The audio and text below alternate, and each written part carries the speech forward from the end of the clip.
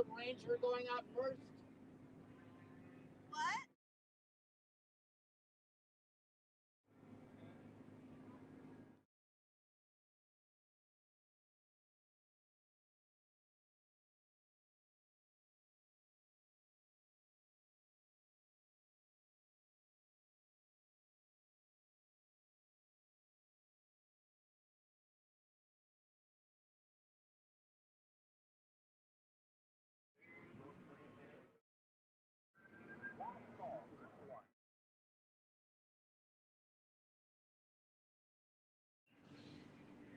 Oh boy.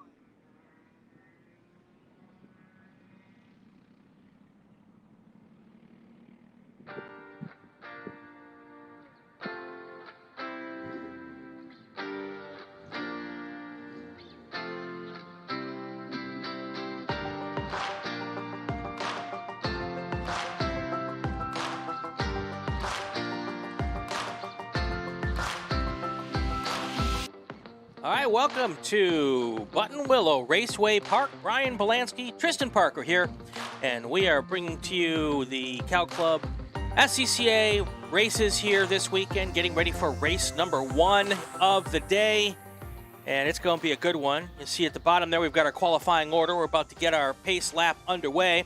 Tristan, beautiful day here to go racing at Buttonwillow. Yeah, late afternoon as well. It's a little bit later than we usually start here on these races, Brian, but it's going to be some good stuff. Exciting to see the sort of Spec Racer Ford group get out ahead early here in Group 1. Always one of our most entertaining groups to see on the track at Buttonwillow. So a lot of fun to be had. Absolutely, and usually we're trying to get started early because of the heat, and we've changed that whole down here because it's November or October, almost November. And it could not be a better day here. We're going racing here today, and we're doing it on track number 13 here, and we're going to run that track clockwise today. So the interesting part about this track is it has the bus stop in it, which is a cool little piece of track, which you had a chance to check out a little bit earlier.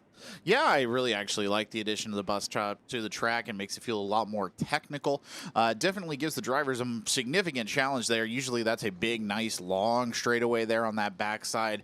Now you've got a couple more twists and turns into it. It's a spot where it's really hard to pass as well, so that's something that we're going to want to keep an eye on. And it does look like our cars are getting on course here. So the Spec Racers, I think, are going to be a good test model here for us to see how they handle this track configuration. Absolutely. So we've got our time. Oh, goodness, I can't even speak today. We've been here so long. I know, we have. I've forgotten how to talk today. So our pace lap is underway. Why don't we go through our qualifying order here? Sure will. So starting in the back of the pack in 13th, Scott Renner, number 76 from Los Alamitos, California. Right next to him, Thomas Kapitnik, number 59 from Casper, Wyoming. In 11th overall, Chris Strand, number 49 from Morongo Valley, California. Starting in 10th, Michael Moshe, number 16 from Los Angeles, California. In 9th, number 71, Douglas Stewart from Porter Ranch, California. In 8th, number 18, Aaron Stein from Santa Barbara, California. In 7th, it'll be Vince Balk for number 65 from San Diego, California.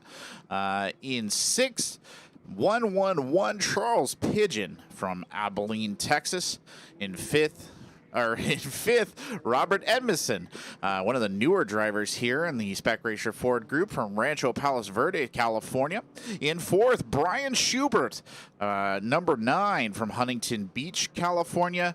In 3rd, number 55, Jay Rosenthal from Woodland Hills, California. And then in 2nd, number 6, Noah Hambaihi from Trabuco Canyon. And starting everybody off, a real out-of-towner here, number 137 in pole position, Bill Kefhart from Colorado Springs, Colorado, in the Formula Ford car, the only Formula Ford on the track today. There you go, and we're getting ready to get our racing started here. And again, just a fantastic day for racing here. We're going to go 25-minute races, and we're going to have a good time doing it. And it's going to be one of those days, And we've got some pretty decent car counts today, which I'm real happy about here. And we're going to have some stuff to talk about. So Yeah, it's worth pointing out our Spec Racer Ford, not even our largest group today, so that's something to keep in mind as we get going here. It is worth pointing out in this group, it is the majority Spec Racer Fords, but there is that Formula Ford of Bill Kefhart there in the lead, starting kind of with a bit of a split start to get him a bit ahead, and then Scott Renner, number 76 at the back of the pack. He is a Formula V, a 1975 FV Fox right there, kind of holding it down. So those two are the odd men out. And the whole story about Scott Renner and that car, and I'm going to tell you about it here once we get a little bit deeper into our race. For sure. I spent a few minutes talking with him earlier on the grid. I have a place in my heart for the Formula V, so whenever I see one of those guys, I take a second to stop. And he's got a really interesting story, something he's trying to do that I want to share with everybody, and we'll get to that here once we get past the start of our race. Speaking of the start of the race, it looks like the cars are coming through here, so we will get started on our first race of this weekend here at Buttonwillow. And it looks like the pace car has gone into the pit. The green flag is out, and here we go. Number 137 taking off, and it's a tight pack for the Spec Racer Fords there at the very beginning. A little bit of jostling up on the front side. I think Brian Schubert is trying to cut his way around. Two yellow cars out there on the track today, so we're going to have a bit of a different race here for the two of them. Definitely Spec Racer Fords, obviously the bulk of this group, and you can see them here now coming down and making that first sweeper here. The Formula Ford still out ahead. We did a split start here today because that Ford should be a little faster than the Formula V, Spec Racer Fords, the Formula F car, and then you'll see the Formula V there bringing up the tail end. And so they wanted to give everybody a chance to race with their own class, so that Formula Ford car got out first. And we will be seeing how that all plays out here over the next couple of 25 minutes of racing. Well, they're taking it fast here, coming through the first bus stop. Very tight there as well, digging deep into the corner, coming out of it as well. A bunch of dust kicked up there by, I believe that was Robert Edmondson. And you can start slowly but surely to see these packs sort of forming here. About 4 cars in the front, not counting Bill Kefhart. It looks like 4 of the Spec Racer Fords are out there in the lead. Brian Schubert right up in there, and we'll get a better idea who is actually leading that Spec Racer Ford. We know Brian Schubert had a really good time in practice. Did not come top of what he wanted in qualifying because he did have some sort of mechanical issue with his car. He's fixed. He's back on the track, but that did allow Noah Hamabayi there to take that Spec Racer Ford 3 spot. Absolutely, and it's interesting this time of year what's going on. We're done with the runoff, so all the national championship cars are back from the East Coast, and we're getting ready to look at 2023. So a lot of these cars are looking forward to next year already and seeing what's going on. Here they come now towards us down the main straight. That Ford still up front.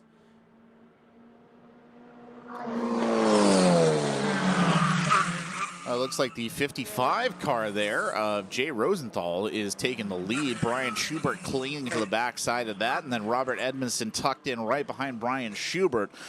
So there you go as your sort of top 3 here in the Spec Racer Fords. They're pretty much the lead group. A couple of stragglers bringing up the back of the pack, but nothing too dramatic just at the moment. But that's how things are shaping up here after a lap or 2 in.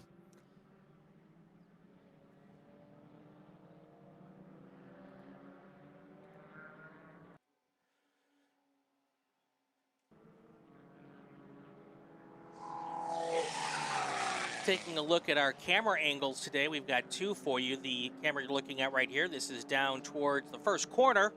Up head to the right is our start stand.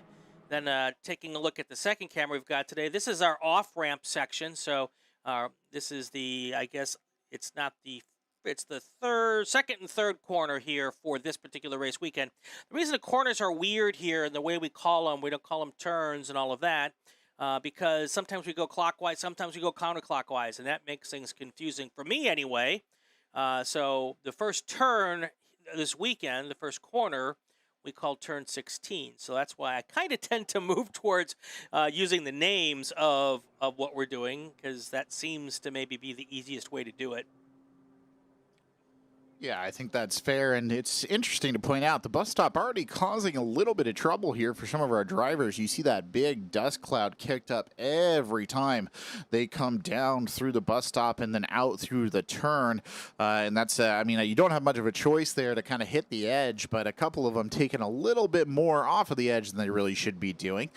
Here comes that leader group again. It's 3 cars in the Spec Racer Ford right there. Jay Rosenthal holding on for dear life, not giving up any position at all so far. Neither Brian Schubert or it looks like Robert Edmondson has not been able to quite get any opening advantage there, but hey, a long race still left here, so we'll see if they can, either of them can maneuver their way into a better position. That's right. As you can see, those 3 cars still somewhat close to each other here as they come through the off ramp and head down towards Grapevine. Here's the rest of your pack coming through at that point there.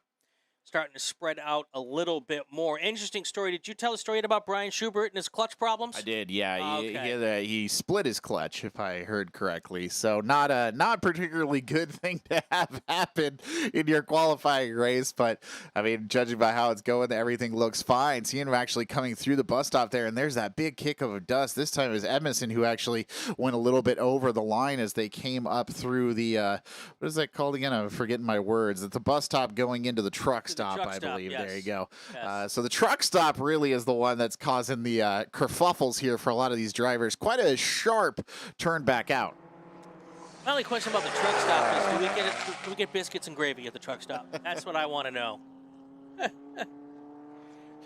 All right, we're moving in towards finishing up our 3rd race lap here. Next time they come by, I don't know if you guys can see it out there on TV land. It's probably hard to see from this distance, but way off there in the far corner there where you see the start stand, you might see something unusual up on the top. That's a pumpkin.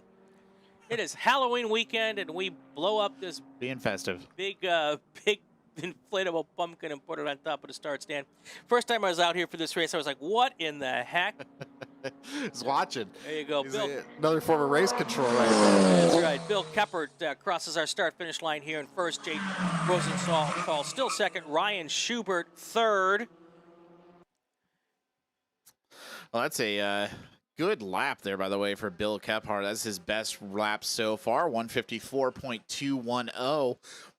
Good lap for him. Everybody else seems to have kind of settled on their second lap being their best. Go ahead. I was going to say, Brian Schubert looks like he's making a move out of off-ramp, trying to take that 3rd spot there.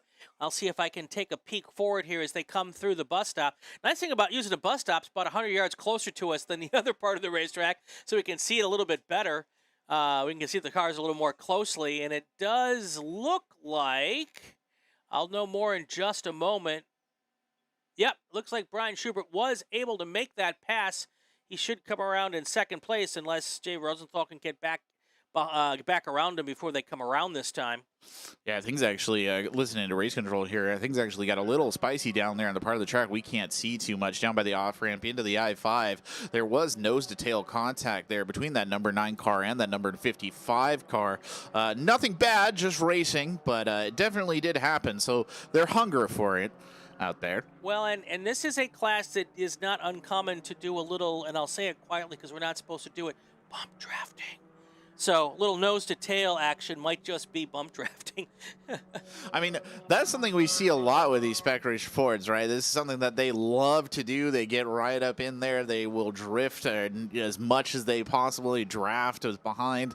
And that's, I think, what we're seeing probably right there. Though it is a little, I think that's probably a little bit more contested there coming through some of those turns. Off-ramp being such a difficult term as it is. And I'm hearing sort of initial reports you might be having a little bit of debris on the track, so hopefully that's not going to negatively affect the race here, but we might be seeing a flag coming out here in a second if that needs to be cleared off. And as the drivers came through the start-finish line, again, a couple things to take in mind here. The field is starting to catch that Formula V at the end. That Formula V is Scott Renner, and so that could play into it here. Also, the 3 cars in Spec Racer Ford beginning to spread out just a little bit. So, you know, this is a drafting class. If they lose the draft there, that could make for problems for any of those cars. Well, unfortunately, the day is not getting any better here for Brian Schubert. It does look like he lost the front part of his fender. That's the front left side of his fender. That's the bit of debris that's out there on the track right now. So that's not a particularly good thing for the car there. Still in the race, though, still sticking on. Well, and that's could be one of the reasons why he's dropped back a little bit. If he's lost a little of the aerodynamics as part of it, or if that's just become a big air brake up front too, that could also slow the car down just a bit. Yeah, that could be very problematic in the long run here, especially when you think of the aerodynamics of it. We know, if you've seen a spec racer Ford 3, it's a very aerodynamic car. That's part of the reason why the drafting is so important.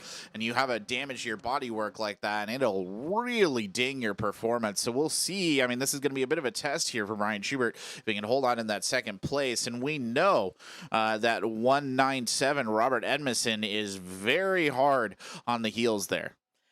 So we should be seeing coming through here just a minute, Scott Renner in that Formula V. And it's not often we talk about the last place car, but his story's really kind of cool. He's actually been lapped now by that Formula Ford of Bill Keppert. But his story is really cool. I talked with him earlier, and this is his first race here, first race with the SCCA in a Formula V. He does a lot of vintage racing. Cool. But what's happened is he is trying to go race a Formula V at Le Mans next year. And he has to get an FIA International Racing license. And to do that, you have to go through the Sports Car Club of America at this level. And he has to get 5 finishes. Doesn't have to be good finishes. He just has to get 5 races in the book before the SCCA will sign off on him getting the opportunity of a lifetime to go race his dream car at Le Mans. Oh, wow. On the 100th anniversary or the 50th anniversary, one of the big anniversaries at Le Mans. Awesome. And he's here with a brand new car. So in the first session, he goes out this morning and does about a half lap, and the car goes. Oh no! Turns out he had a coil wire that came loose. Easy fix, thankfully. Oh, that is thankfully. But your heart's skipping a beat. You got to get 5 finishes. You're like, oh my gosh, I haven't even got through the first session of practice. Really nice guy though. Look forward to following him as he tries to get off there and go race in Europe. That's very exciting. Isn't that sweet? Speaking of very exciting, by the way, that front group of 3 is getting wild out there. They came down in through into the truck stop, and they were all over the place right there. I saw Brian Schubert maybe angling for a pass just on the inside of Jay Rosenthal as they came out of that heading into Riverbend, and Rosenthal cut right back in. And 197 kind of coming up the backside there, just waiting for an opportunity.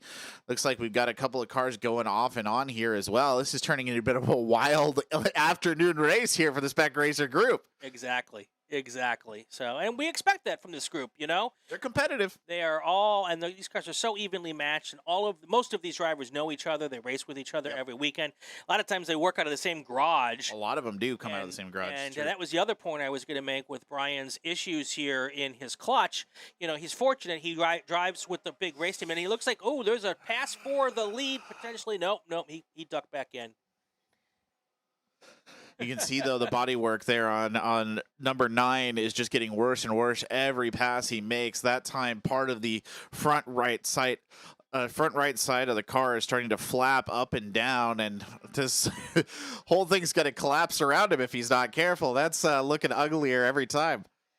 And they just came through the off-ramp, and it looked like maybe he got around him there because the car with the ugly front end looked like it was in second place in that pack. Waiting for them now to come through the bus stop. No. I'm just seeing things, man. What's wrong with me? I mean, you can see the bodywork as they come through the bus stop right there in fine form, really hanging off the front right side. That is... Yeesh. It's pretty remarkable how well he's able to do with that damage. It is actually. Yeah, I don't know how well he's going to do if that bit comes off. Everybody seems to think that it's a given, and it almost certainly is. Right. So we want to also take a quick second to thank Porterfield Brakes. They are our presenting sponsor. Without their help, we wouldn't be here this weekend. So if you have a need for brakes or a bunch of other stuff they sell, they don't just sell brake stuff, but they do brakes really well. Give them a call. Check them out on their website, and they would certainly appreciate the attaboy for helping us out here. And like I said, we wouldn't be able to do this without their help.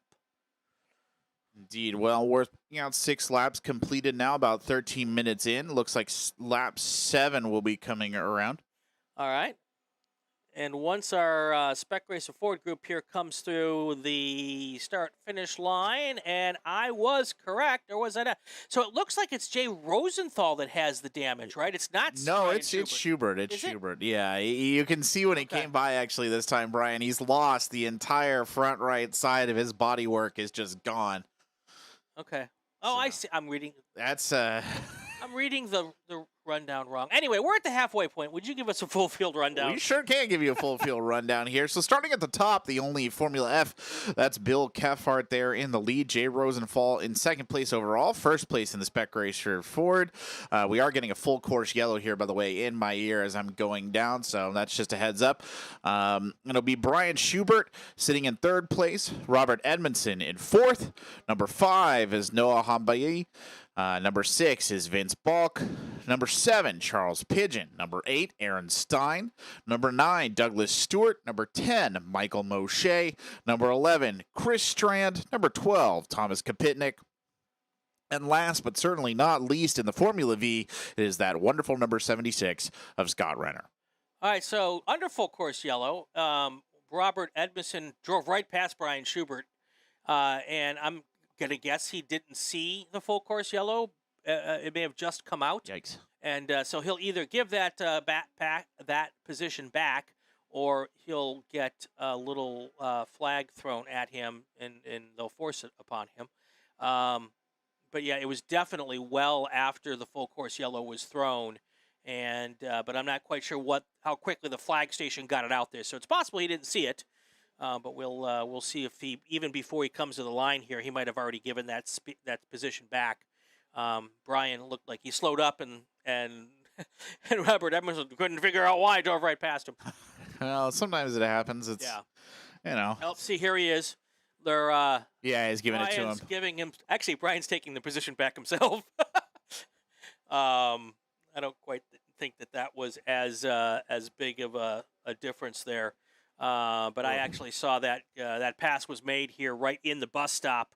So hopefully somebody saw the pass under yellow, and they're not going to ding Schubert for a pass under yellow to take the position back. But it's all even, I'm sure, at the end of the day. It is. Well, hopefully it will end up that way. So so now we have our first full course yellow of the day. Looks like there is an incident somewhere, I'm going to guess, between Riverside and the drag strip. Have you heard where it is? I think it's turns 8 and 9. Okay. So if you want to try and match that up to a map, they've got a course worker out there. They're going to clear the debris off, all that debris coming off that number 9 car. I think they just felt that it was too unsafe to carry on. When it was just one piece, I felt like they had a little bit more handle on it, but the more that came off, the more difficult it became. Worth pointing out, by the way, Bill Kephart in that last lap there, the number 8 lap, despite being under the yellow, still managed to set his fastest lap time of the day at 1:53.023. So credit where credit is due right there, but everybody now slowing down behind that pace car while they perform these repairs. It looks like everybody might bunch back up here too, because you can see the next couple of spec racers, Noah Hamabayi and Vince Balk, just sort of running up the backside of that group of 3 to tighten up these packs again. Right, you can see the course truck is waiting in the infield to go after whatever it is they have to go after. So they're letting as much of the field get brought under the control of the pace car before they go out there and take care of their job there. And I think they're just waiting for the last car to go through here. We're going to see that truck head out real quick. So we shouldn't be under yellow too long, I'm hoping. We are, and here the clock does continue to roll, so we're at 17 and a half minutes, so there's about 5, 6, 7.5 minutes left in the race.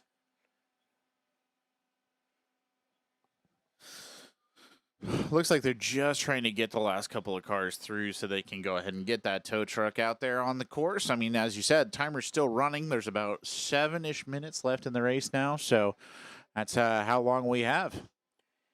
I thought for a second that I had a splotch on our camera lens, and it turns out it's on my monitor. Oh, okay. Well, that's good. I don't exactly sure why I decided to share that with everybody at home, but I did nonetheless.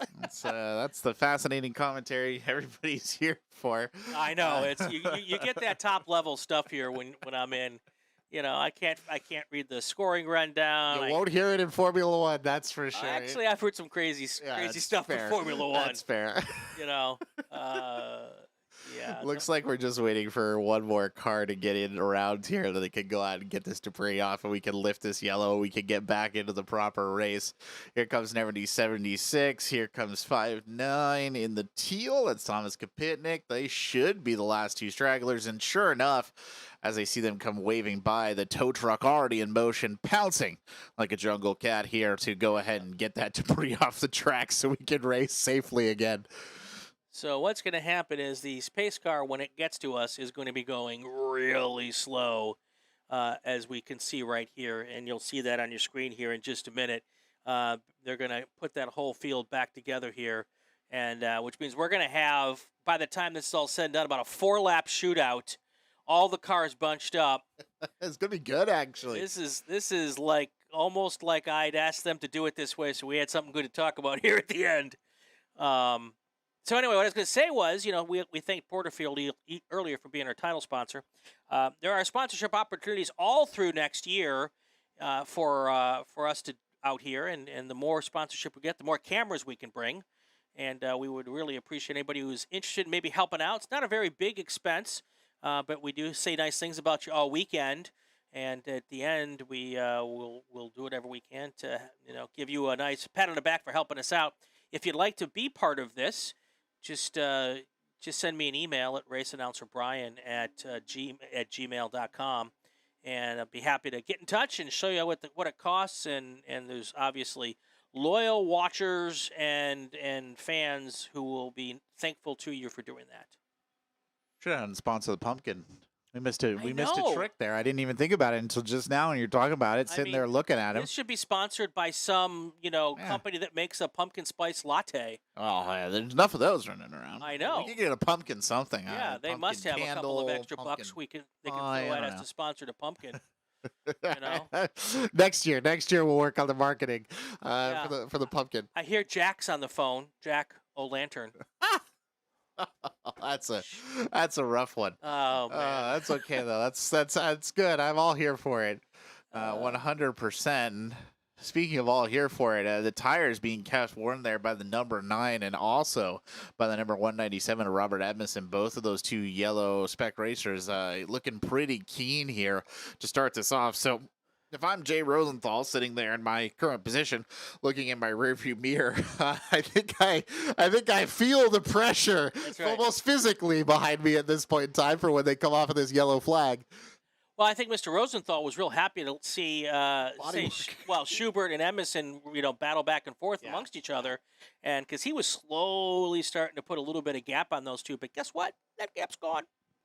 We're going to have 3 minutes left, so doing the math, if they can get started this time they will, it looks like they've got, the starter has the green flag in his hand, which means we might get one to go here under green. And I'm just waiting to see if they do. This is going to be something special to watch here, folks. Oh, indeed. I mean, it was already kind of a wild race. There's a lot of dust, a lot of people going on and off.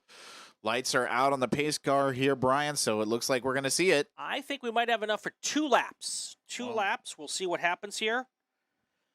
We might actually, looking at the timer, we very well might actually be able to squeeze just about 2 in here. It's going to be fast and furious, no pun intended here, for these last 2 laps. And indeed, even if it is just 1, that's just going to amp up the tempo all that more. And all eyes there on those first 3 Spec Racer Fords. They're the ones you want to pay attention to, because that is where the true, I think, battle here is going to fall. Absolutely. So that's going to be Jay Rosenthal, Brian Schubert, Robert Edmondson. Let's not count out, though, Noah Hambai and Vince Balch. Both those guys know how to win races. True. And now that everybody's caught back up together, this might be an opportunity to see someone sneak into the, if not for the win, certainly to the podium here, especially when there's some damage in the cars up front. So it's all very interesting. We're coming up on 2 minutes to go in the race. And waiting to see what's going to happen here if we can get this going quick enough. Green's out. The green is out. The question is, when they cross the start-finish line, will there be time for another lap? And it will be, this is going to be close. This might be, Well, no, they did not throw the green and the white. It's a green only. So I think we're going to get 2 to go here. Was very tight there coming up on that first turn. Number 9 car again trying to slip around Jay Rosenthal, but Rosenthal admirably held off his challenger right there, maintained the line. Here they come now out of the off-ramp. All 3 cars still together with a 4th car trying to make a move to get into 3rd place in that Spec Racer Ford group. We'll take a chance here to see what happens once we get back and see them come through the grapevine. Here comes the Formula F car first through the grapevine with a lot of room there, and it's still the same order as Rosenthal, Schubert, Edmondson, and Hambaye as they now come through the truck stop. Side by side, the bus stop, we've got 2 cars.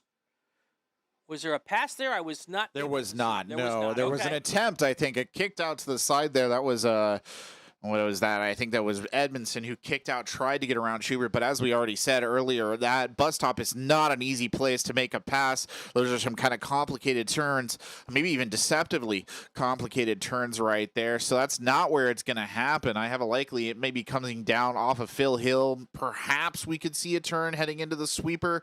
And, you know, honestly, Brian, just based on what we've seen here at Buttonwillow before, Sunrise is probably the place where you want to make a pass if you can manage it. It sounds like we're going to get at least one more lap in here, by the way, just hearing what race control has to say. So there will be one last challenge on the board here for any of those top 4 cars who want to try and assert themselves. White flag is in the hand of Chuck Phillips. He's our starter for this race, and it is waving for Bill Kephart. He's going to take it first because he is our leader overall. But the class we're watching right now, folks, are the Spec Racer Fords, and Rosenthal has opened up a little bit of a lead here.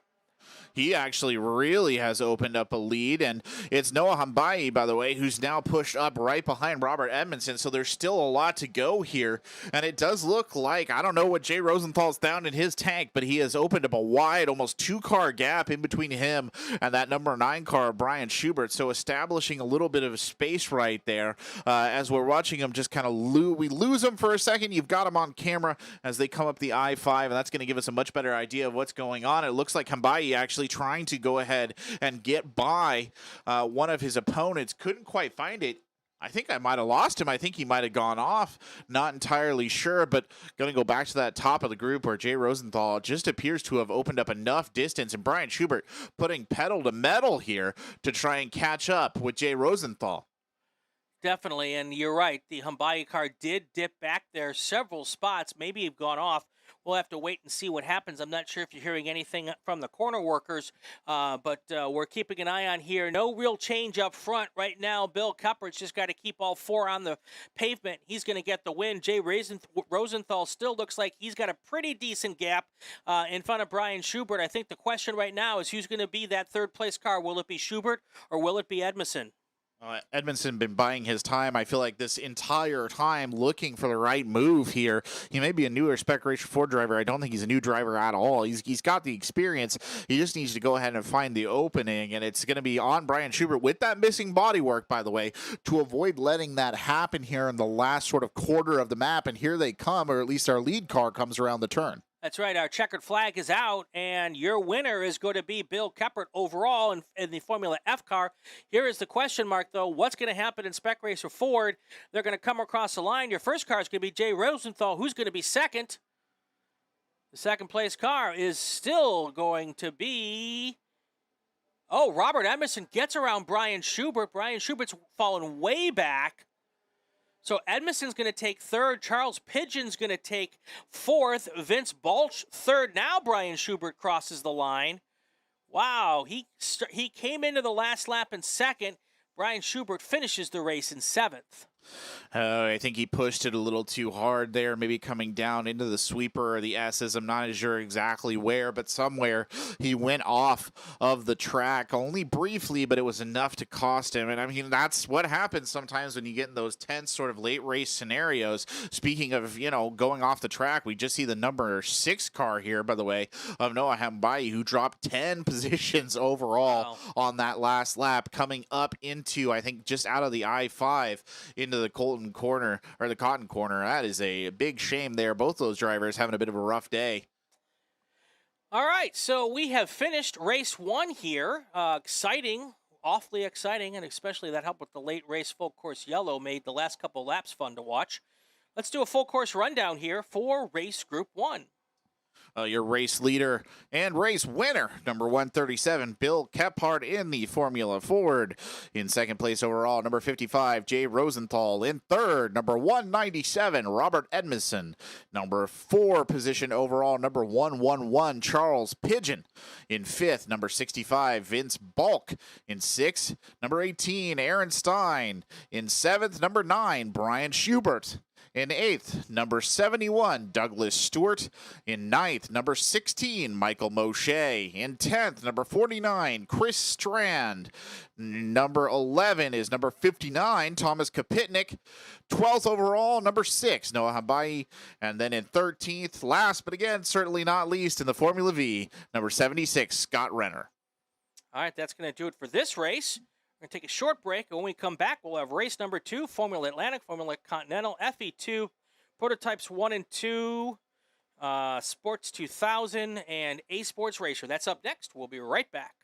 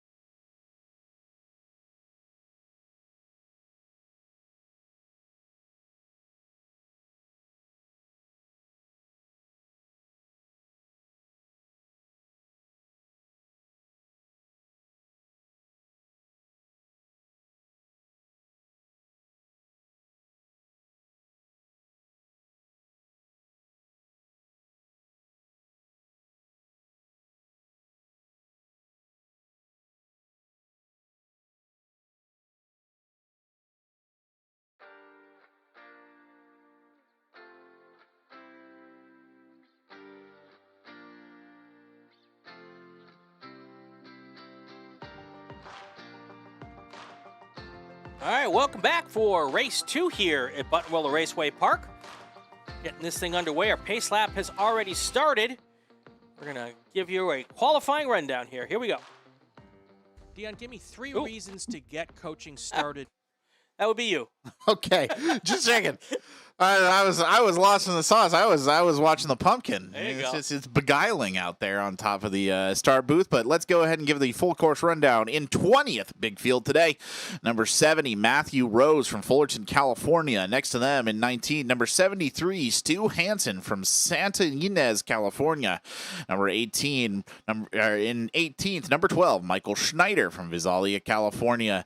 In 17th, number 6 Tom Van Wee from Fallbrook, California. In 16th, number 10, Richard Gray from Moore Park, California. Next to him, Ben Valentine from Fullerton, California, number 38. In 14th, number 53, Paul McFarland from Goleta, California. Next to him, number 2, Thomas Brown from Santa Clarita, California. In 12th, number 21, Peter West from Malibu, California. Next to him, number 11, number 31, Nick Kodenko from Santa Paula, California. In 10th, number 96, Herinda de Silva from Manhattan Beach, California. Next to him in ninth, number 37, Corey Condit from Scottsdale, Arizona. In eighth, number 3, Mark Peller from Lone Tree, Colorado. And next to him in seventh, number 65, Dade Tweedley from Riverside, California. Leading in at 6, Rick Payne, number 75 there from Mission, I want to say British Columbia. Number 5 overall, number 17, John Van Cunningham from Marina Del Rey, California. In fourth, number 51, the infamous Dutch Schultz from San Clemente, California. In third, number 21, Nicole Havrada from Courtenay, British Columbia. And that leaves us with our second place, number 87, Troy Shooter from Mission Viejo, California. And our pole position, number 7, Joseph Moran from Laguna Hills, California. Tracy Kane's our starter. She will get us underway if she likes the way the field looks when they come around Sunset onto the main straight here. You'll see the start here in just a few seconds, hopefully. We're going to go 25 laps here. We're going on racetrack 13 clockwise. 13 clockwise. If you are familiar with the way we do things out here, we race a lot of different configurations here, and here is what this one looks like. It is basically most of the track plus the bus stop. It's been more of a technical course today because of the addition of that bus stop, and as I said, we saw the Spec Racer Ford's already some struggle there, and it looks like our green flag is out. That's right, green flag is out. About 20 cars barreling down towards the first corner here. Here they come flying past our screen. Everybody looked nice and grouped well here. They sure did, actually. Yeah. That was a good start. And this is going to be an intense group here, Brian. These are the fastest cars we have out here this weekend. There are 20 of them out there on the track, mostly Formula Continental, a couple of Formula Atlantics in there as well. Here they come, coming through the off-ramp section. You can see a little dust out there. That means off to the left. That's about where they would exit the first corner, so possibly a little issue for somebody there. But it does appear that everyone has moved along just fine. Now they're coming back into our view here. One car is off at least. A lot of dust on the inside of the bus stop. And I'm not sure if there's another one out there. We'll see what happens when the bus settles. That's one of our prototype cars. Not sure which one. It does look a little bit like the wing in the back might be slightly askew. He's waiting for a gap to get back in. Is that Joe Moran? Was that our first place car? I'm trying to figure that out now. Whatever car it is, he is giving us a nice layer of dust on the track. He really is. He's kicking up dust all over the place. That was rough. He turned all the way around right there, ladies and gentlemen, when he went off, and he'll have to get himself back on the road. But that is unfortunate for that particular driver, and we'll identify it. It's so hard to tell the livery from up here when they're covered in dust. The only color they have is dust. Yep. We'll see what we got going on here. I think that may have been... Well, we'll know here in just a minute. We will know in just a minute. Here comes our cars through our first lap here complete. But I love this camera angle as they come flying by here. This camera's just before they get into the first corner here. And then we move them off through the off-ramp. We pick them up there. I think you might have been right here, Brian, just looking as we see cars coming across the line. I do believe that was our qualification leader, our pole position there, Joseph Moran. He's fallen way back down, even if it wasn't him who went off the track right there. So not a particularly great start. And yeah, Joseph Moran dropped 18 places, by the way, on that starting race. So I'm going to go out on a limb here and assume he was the one who went off the track.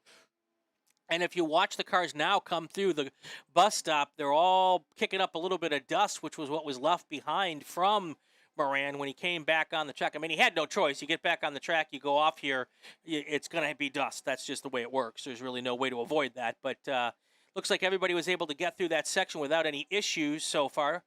Now that I've said that, let's see if everybody else does. Everybody seems to be handling it with aplomb. Nothing too worrying there. But certainly wasn't the best moment here. Oh, interesting. Sorry to cut you off there, Brian, but it sounds like it might have been side-to-side contact there that drove Joseph Moran off the track. It looks like there was a little incident with number 17 car there on that initial turn down into the bus stop. Well, the advantage in that situation goes to John Van Kegenham. He is our new race leader, or he is our race leader after the first 2 laps here. Troy Shooter second. Nicole Havarda is in third. Dutch Schultz fourth, and Dave Tweedley is in fifth. Yeah, John Van Kenningham has done a good job here. Set a fastest lap time right there. Fastest time overall on lap number 2, a blistering 141.962. So well ahead of Troy Shooter or Nicole Havadra there, who are trying to keep in the race. Unfortunate for Joseph Moran, but sometimes that's just how it goes. So we're keeping an eye on the rest of this. If you're wondering in terms of specific grouping, the lead Ford Continental car, Formula Continental car, is number 87, Troy Shooter.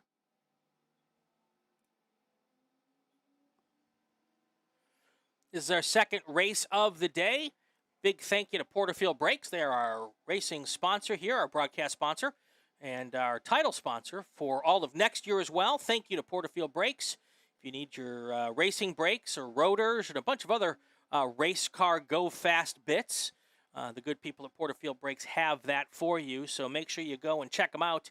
They're based right here in California and really good at what they do. And also, if you're watching from other parts of the country, they ship, and they ship fast. So I remember buying stuff for them when I lived out east, and they were good people to work with. Still are today. Love the people at Porterfield Brakes. Thank you very much for helping us out here. More bumping and jostling, by the way, out on the track. That last time around, it was David Tweedley and Rick Payne who were doing a little side-to-side. But speaking of that, a pass coming through at a blistering speed. I believe that's Nicole Havadra, who just tore by the inside of Troy Shooter right there, heading down into the turn. So well done indeed. Again, taking advantage of Sunrise, such a popular passing place here on this Buttonwillow track. So building up a bit of a battle there for second place overall, something we're going to want to keep an eye on here. Meanwhile, in that first place spot, John Van Kenningham, he's not fussed at all, Brian. He's got a good mighty gap there for himself. Yes, and so Nicole Havardra in a Formula Atlantic car, that should be one of our fastest race cars on the track this weekend. So for that car to get around Troy Shooter makes sense. That Formula Atlantic car, Formula Atlantic should be our fastest class here this weekend. Maybe P1, but Formula Atlantic is really our one of the fast ones. So. Yeah, speaking of P1, the only P1 in this race was Joseph Moran. He's climbing back up slowly but surely, now sitting down in 16th overall. Definitely wants to reclaim as many of his positions as he can. But really, the star of the race so far is either the race leader, John Van Kenningham, who jumped 4 places to take that first place spot, or our number 11 car, number 6, Tom Van Wee, jumped 6 places up to 11 overall. So he's having a great race down there lower in the order as well. Here comes our leaders across the start-finish line. Back into our view here. There's your race leader, John Van Kenningham, followed by Nicole Havardra, just like you said, moved into second place. Now the question's going to be whether she can track down. What did I miss? Sorry, there's some speed coming out right there. I want to say that was Dave Tweedley who came blazing by Dutch Schultz right there heading into Sunrise. We're going to need to confirm it again when they come around, but that was my initial read on it. It was either Dave Tweedley or Rick Payne, one or the other, just opened up full bore there as soon as they crossed the finish line and just powered ahead. It was a very assertive pass, let's call it that. And now my spidey senses are going to be watching and sensing that I think that Nicole Havadra is going to give a big push to catch that number 17 car of John Van Kenningham and try to take the overall win here. And the A Sports Racer from Van Kenningham, I wonder what that car is. Let me see here if it gives me any info. That's an Elan DP2, really nice race car. And that's a little faster lap time right now, but now that Nicole Havadra has got the clean air. We'll see if that car can start to reel in the first place car here in the second half of this race.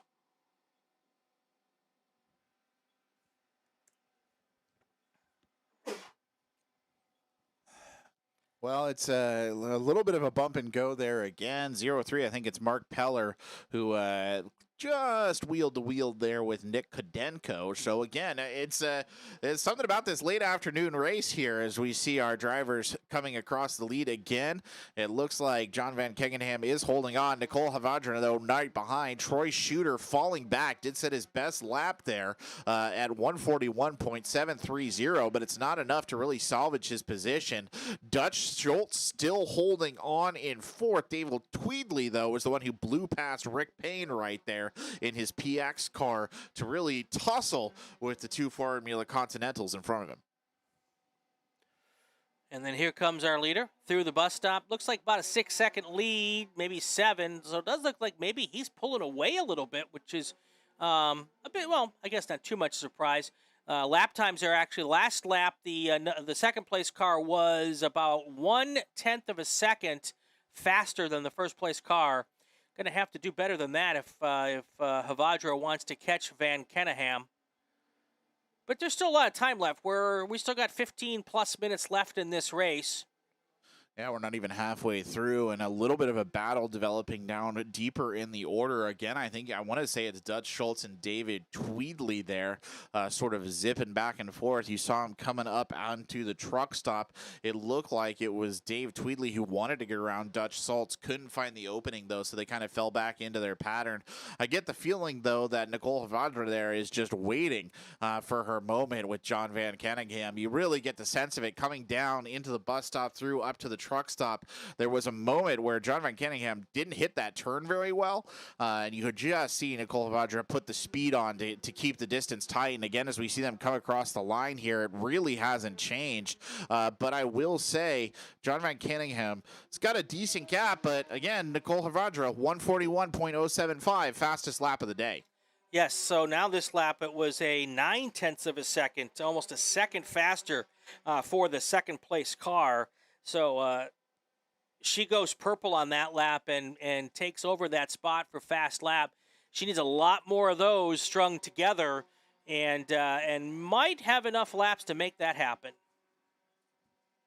Yeah, still a lot of time left in the race, as you were saying. I'm not going to really discount the possibility here, but, you know, the problem is they're running into a bit of traffic, and, well, that's going to cause problems of its own. Actually, John Van Kenningham having a little bit of trouble right there. Kind of got slowed up trying to pass another car, and now that car is in between John Van Kenningham and the number 21 of Havadra, so that's something that both those drivers are going to have to take into account.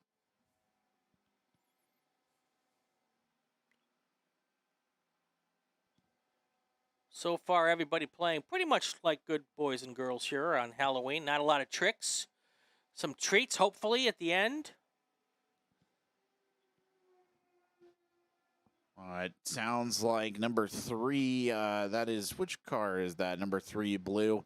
That'll be Mike Bachman there, who is in one of the P2 cars, has had to pit. The only P2 car, actually, I believe, on the field today, has had to take a trip into pit lane for undisclosed reasons. A little unfortunate right there. That hopefully not the end of his race just yet, but I tell you what, again, we see him come by. John Van Kenningham still asserting a pretty wide lead. Nicole Havadra really pumping it, but just cannot seem to close that gap. It gets bigger and bigger every lap, despite the speed that the number 21 car is pulling off here. The gap now between first and second, 2.8 seconds. So that's certainly overcomable here now that we're right at the halfway point here and getting ready to do that and start the second half of this race. Lots of time left, but we need to keep an eye on all of that. We are at the halfway point, so let's do ourselves a full field rundown here. All right, starting in the lead, it is number 17, John Van Kenningham. They're still leading in second place. Number 21, Nicole Havadra, following him up. Third is Troy Shooter. Fourth, Dutch Schultz. Fifth, Rick Payne. Number 6 will be Mark Peller. In seventh, Dave Tweedley. who is actually apparently in the pits, so won't be 7th for much longer. Number 8, Corey Condit. Number 9, Nick Kodenko. Number 10, Harindra De Silva. Number 11, Tom Van Wee.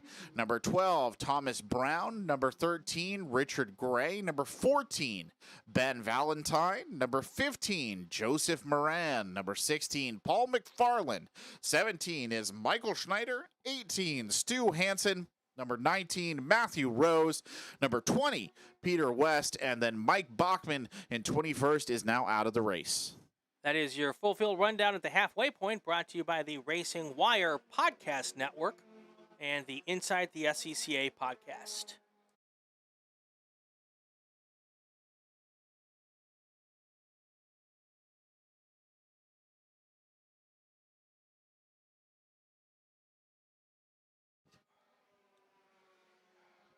So, undisclosed reason here as to why Dave Tweedley had to take a pit stop, and it doesn't look particularly promising for the number 65 car here to jump back into the race. Still stuck in the pits from what I could see, so that's a bit unfortunate there because he was putting up a pretty good fight up in those top spots, specifically between Dutch Schultz and Rick Payne. So, sad to see the battle go. Meanwhile, John Van Kenningham, the lead has been shaved just a little bit by Nicole Havadra, 1.886 on that last lap coming around. But Troy Shooter is re-entering the picture here, Brian. Can't be ignored.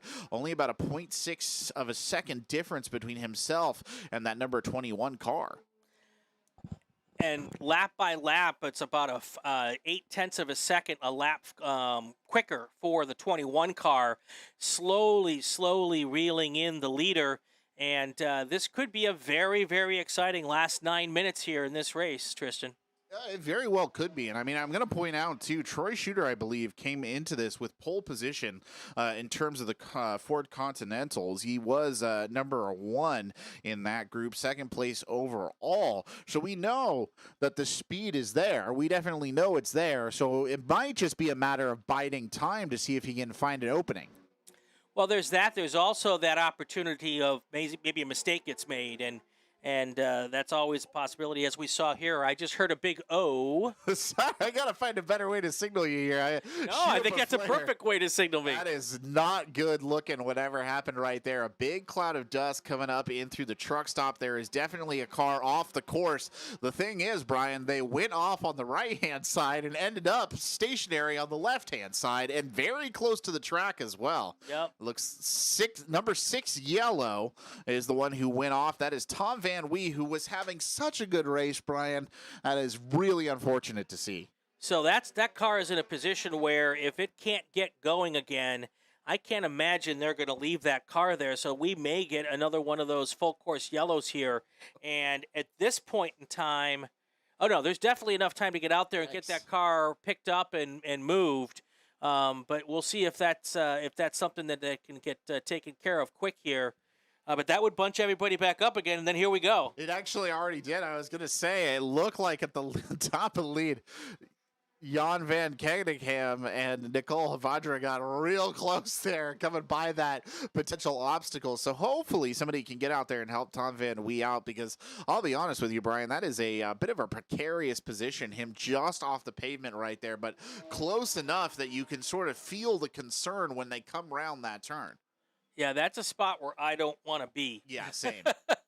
if I'm Tom Van Wee, and you really can't get out of your car there. No. So the safest place is in your race car. So, and a lot of times the first instinct is to jump out and get away. But once you jump out of the car, you got nothing left. And here we go. While we're waiting for the full course yellow, we got a big move here. Nicole Van Havadra takes the lead. Troy Shooter moves into second. John Van Kenningham must have had some sort of an issue, right? Must have. I can't understand why else we would be seeing what we just saw. He's dropped down to 3rd right now, and he's battling for his life against Dutch Schultz here as Nicole Havadra basically took over pretty commanding in that leader spot. And we still have not seen a full course yellow. I think we're getting an individual turn yellow here. And it does look like I saw our intrepid tow truck blazing a path to glory here across the course. Whoa, that's close out there. The tow truck just clearing as Nicole Havadra comes through here being chased by Troy Shooter. Looks like the tow truck, though, will be able to help Tom Van Wee out there, get him to a more secure position. We do have some of the best track emergency services workers in the country here. I will tell you, I spent a week at the runoffs, and they did a pretty nice job there, but these guys here are as good as they get. So it looks like Van Way, and the other good sign is that there's now a tow truck between the car disabled and traffic, so hopefully we won't, that'll be a good sign to the people coming through. But big changes here up front here. We're getting up with about 6 minutes left in this race. Nicole Havadra first, Troy Shooter second, John Van Kenningham dropped down to third. Love to know what happened there. Something strange must have gone on, and I don't think we'll get much of an answer because he's dropping down again. It's Dutch Schultz this time who's managed to pass him, and John Van Kenningham dropped back to fourth overall here. So something is rotten in the state of Denmark down there. Definitely. I mean, he's now turning laps at 148, where he was turning laps at 141 earlier in the race. So some sort of a mechanical issue of some sort is causing him to fall back through the field. And it sounds like as well, just listening to the chatter, number 7 might be taking a pit stop here as well. That is Joseph Moran, but we'll wait to get further confirmation of that. Looks like the tow truck out of the way, the race back opened up again. And now really a battle for first between Nicole Havadra and Troy Shooter. Dutch Schultz and John Van Kenningham are not really in that mix anymore. Yeah, definitely. With only a second, 1.3 seconds between first and second, that race still on. The gap between second and third, that's opened up to 5.7 seconds. So unless they're a little argy-bargy up front and one of those cars has an issue, or just one of those cars has a regular plain old mechanical issue, third place is going to be racing for third place here.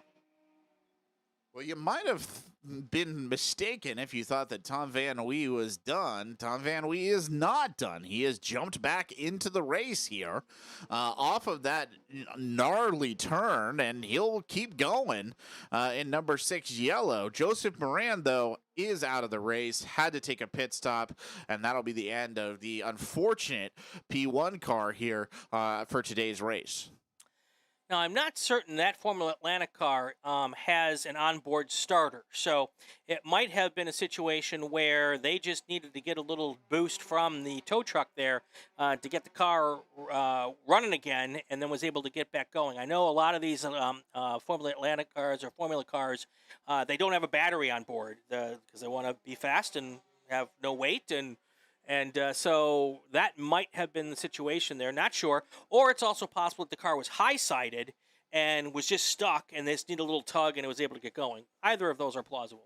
Very, very plausible indeed. Glad to see that they'll be able to keep the race going, though. It's, you know, what you like to see out there. Don't want anybody to have to stop early unless they absolutely have to. Just checking now, we've got about 3-ish minutes left, so probably 2 more laps in this race, maybe 3 if we're lucky. Here still to go. And again, all eyes at the front here as Nicole Havadra and Troy Shooter remain relatively locked against one another. Unless something strange happens, it's gonna be a heck of a battle here to finish this one out. And the gap between first and second, 2 laps ago, 1.3 seconds, now 1.8 seconds. So not a big gain, but a little bit of a gain. Yeah, no, it's doable. I'll put it in the category of it is possible. I said that, though, and now watching them come through, and it's widened right back up. Yeah. 2.605 now. Nicole Havadra has done an amazing job in this race to get that first place spot and hold on to it here. Troy Shooter, I don't know if 2.6 is doable. Well, it's 2.6, and it's also traffic. So now we're getting to the point where there's a lot of lap traffic that can get in anybody's way. Usually, the lead car gets a lot of blue flags from the flaggers because we know who the lead car is. Sometimes it's a little harder to get the flags out for the cars that are second and back. Is it's just harder to tell. But that's going to be a big thing here as we keep going here with these final laps. It looks like maybe one to go here when the 21 car comes by. It looks like Tracy Kane's got that white flag in her hand, ready to wave it at the next opportunity. You can see the speed, by the way, that Troy Shooter is trying to work out of his car, coming in through the bus stop, pedal to the metal, coming through the truck stop there to get around the traffic that you were talking about, Brian, and get right in as close as possible to that number 21 car. But I just don't know that he's made up enough of a gap here, but he is going hell for leather. Of course, word of warning, we saw something similar in our first race of the day, and the driver that was going hell for leather ended up off the course. So you got to be very careful. That's right. One mistake away, especially when you're only 2.6 seconds ahead. Here is your white flag. Here comes Nicole Havardra. Right past the start-finish line, and Troy Shooter 2.2 seconds. So not a whole lot of change there. Not a whole lot of change. There's, I think, 2 cars worth of traffic between Troy Shooter and Nicole Havardra, which is more than enough, I think, to secure a pretty solid and safe position for the number 121 car in the lead. I mean, obviously, stranger things have happened at sea, and perhaps even out here in the desert near Bakersfield or valley near Bakersfield. So we'll give him a chance, but he's still struggling to get past the second car in that traffic. He's got by one. He just can't seem to get past the other one as they start to enter into the bus stop again. Meanwhile, Nicole Havardra just putting on the speed, absolute blistering pace through the bus stop. That's a perfect situation where traffic got in the way. Not really the traffic's fault. They got to do their race too. Didn't look like anybody did anything wrong, but it just, you catch it at the wrong time, and one car gets through fine, the next one doesn't, and that's really, without any kind of problems, that's going to seal the deal for the 21 car, it looks like. Yeah, it looks like the leader's carrying on. No real challenge to be mustered here by Troy Shooter. We'll get a better idea as we see them come in through the final turn there of that sunset. I just don't see anybody mustering a pass with the time that's left, and the speed that Nicole Havardra is putting on as well is very impressive. Absolutely. And a great race, bided her time, waited for the time which was right, then the little problems with John Van Kenningham. And let's just say, here comes your checkered flag. Nicole Havardra is going to win our second race of the day. Fantastic drive. What I was going to say was, I know that John Van Kenningham had a problem. She was going to catch him regardless. Yeah, terms of speed. I don't actually disagree with you, Brian. And by the way, a cheeky little moment there. Dutch Schultz just kind of powering across the line, getting around one of those traffic cars at the end, just cause, and finishing third overall. Definitely.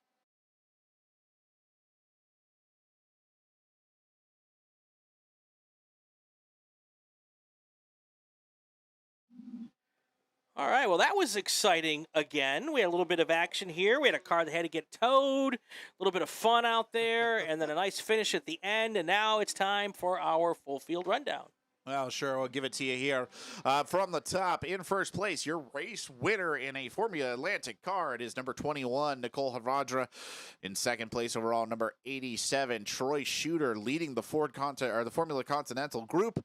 In number 3, it'll be number 51, Dutch Schultz. Fourth, John Van Kenningham. In fifth, Mark Peller. In sixth, Rick Payne. Number 7 was Corey Condit. Number 8, Nick Kodenko. Number 9, Harinder De Silva. 10 overall was Thomas Brown. Number 11, David Tweedley. 12 was Ben Valentine. 13, Richard Gray. 14, Michael Schneider. 15, Paul McFarland. 16, Stu Hansen. 17, Matthew Rose. 18, the indomitable Tom Van Wee. And then number 19 was Peter West. Joseph Moran and Mike Bachman did not finish. All right, that's going to do it for Race Group 2. We'll be back in just a few minutes with Race Group 3. Stay with us.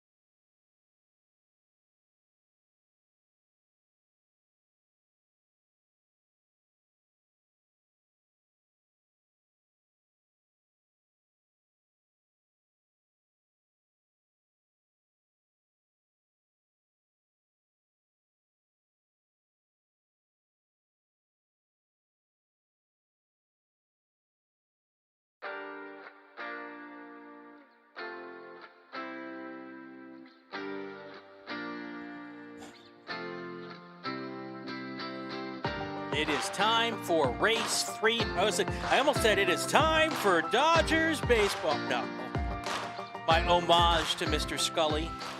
It is time for race 3 here at Buttonwillow Raceway Park. Brian Belansky, Tristan Parker bringing all the action this afternoon from a beautiful day here out in the, what is this, the Central Valley? Central Valley. Anyway, beautiful weather. And see the hills and the mountains in the distance. That's right. That's right. It is Kern good County, stuff. California, just outside of Bakersfield, and we're having a good time here, folks. Let's get started. Our pace lap has begun, and let's hear who's going to start this race and where. It is race group 3, the Spec Miatas. And we'll start here with number 14, and that'll be number 73, John Gorman from Los Angeles, California. Next to him, number 24, Adam Kaslikowski from Venice, California. In 12th, number 93, Jorge Diaz from Chandler, Arizona, another out-of-stater. Next to him, in 11th, number 17, Alan Lukehart III from Corona, California. In 10th, number 41, Preston Lerner from Burbank, California. Next to him, in 9th, number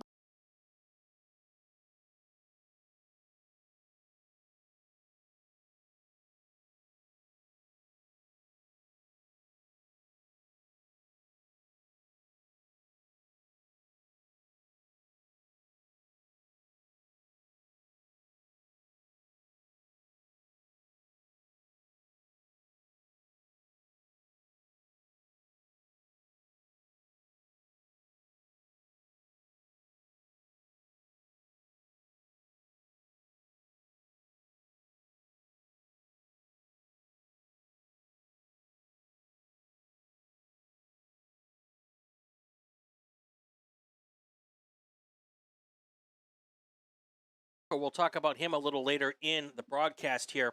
Getting ready to do 25 minutes of racing here. Spec Miata, one of our most popular classes here in the Sports Car Club of America. All the cars essentially identical, and those that aren't are made closer in speed by weight and restrictor plates and all that kind of stuff.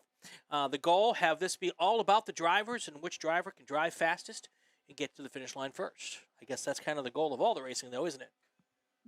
It is that. But these Spec Miatas, they usually deliver a pretty exciting performance here, Brian. You like to see them run it out. And they're a very competitive group. They all know each other. They race against each other all the time. So always very entertaining. Chuck Phillips, our starter. He's got the green flag in his hand. The question is, will he like what he sees when the cars come down towards him? And we will check that out. Green flag is flying. And, of course, at that moment that the green flag flies, I lose our camera there. I hope it's not gone for the day. I hope so as well. David Varco, by the way, a.k.a. Varco the Elder, got a little tricky maneuver right there, coming right out, but hitting that sunrise turn fast and early.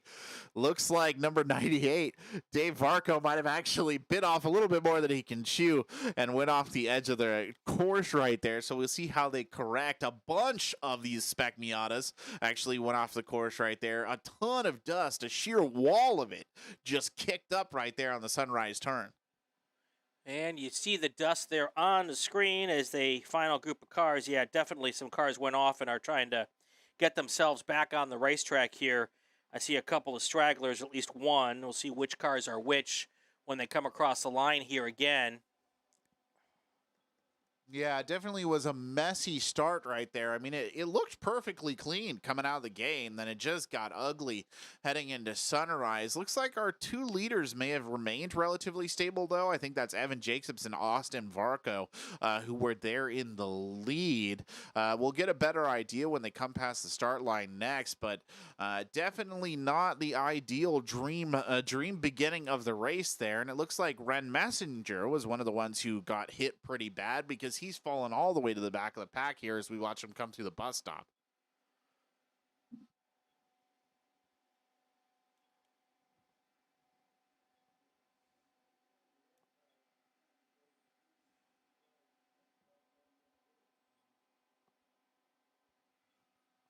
And they'll be coming back into our review here in just a few seconds. We'll have a good idea of who ended up where.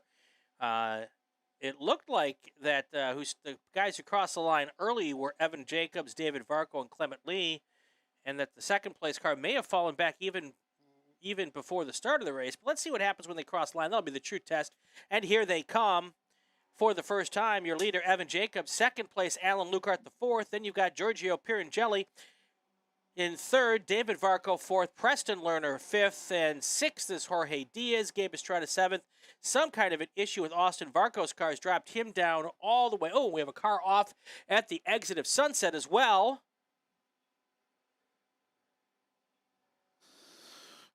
Yeah, it does look like it's been a bit of a rough race here for Austin Varco. Got lost somewhere in the mix of all that dust. So that's unfortunate indeed. And we're still kind of hearing as it comes down the line things that have gone by and exactly who is where. And I actually don't know where Austin Varco has gone here, Brian. I'm not sure if that was the car we saw up there at sunrise or sunset who went off. Somebody's been delayed.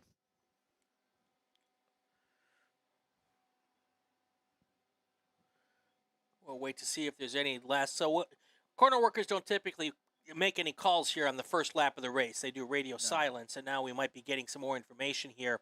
Oh, that's a big off right there. One of our cars just took it out on the bus stop coming into the truck stop, blasted their way off the side. That'll be number 2 right there. I think, no, not number 2. That would be Austin Varco. I think that was maybe Bill Nelson there who spun out. We'll get a confirmation of it coming around. Yeah, that was a hefty chunk taken out of the course right there, and another wall of dust kicked up. Just did not hit that truck stop turn the right way at all, Brian. Yeah, definitely. And then we saw the car emerge from the dust. So if that maybe it looked like it might have been number 3, Ren Messenger here. But we'll know more on that as well when they come by this time. Yeah, this is a bus stop, this section that we run here on track number 13. Let me pull it up here for you. It is a part of the track that we don't use very often. And that could be why we're causing some folks some issues here today. And the bus stop you can see at the top of our screen there, we normally use the dog leg. And there's a little hitch in the bus stop just before they make the turn going towards the truck stop. And that seems to be catching some people off guard there. Yeah, I mean, you've got to brake early enough, right, that you can kind of come in, get the throttle on when you're right at the sort of the nadir of it and shove your way up past the truck stop. But it just didn't work out that time. It was almost like he got wrenched off the side, and I think it was number 99, Bill Nelson, who went off wide right there. And sure enough, yeah, I see the You know how we know? because he's dusty. That's how we can tell. Coated in a fine layer of good old-fashioned Central Valley dust. Yep. If we were to write the color of the car on the entry form now, it would be dust over blue. That crazy-looking thing. That's awesome. It's awesome because I don't have to clean it.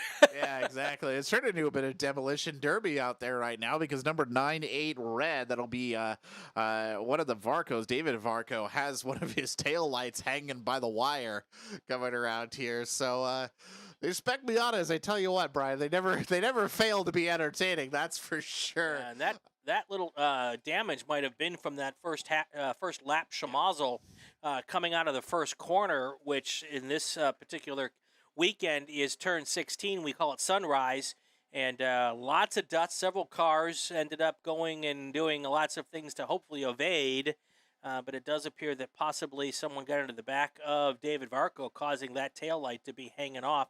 Was it a taillight to set or a headlight? Taillight? Taillight. Yeah, that would make a lot of sense.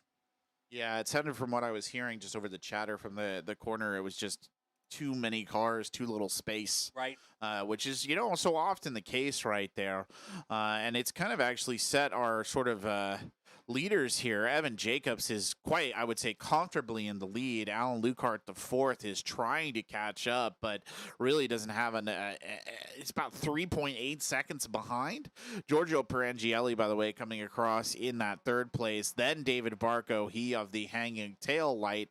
And I'm not entirely sure what has happened to at least 2 of our racers here, Austin Varco and John Gorman. So I don't know if it was a matter of them not starting in this race or what exactly has gone on, but we can at least keep an eye towards the front of the pack, see if anything tightens up. It is worth pointing out Preston Lerner and Jorge Diaz are only about 0.6 of a second apart, so that is a race within the race to watch right there.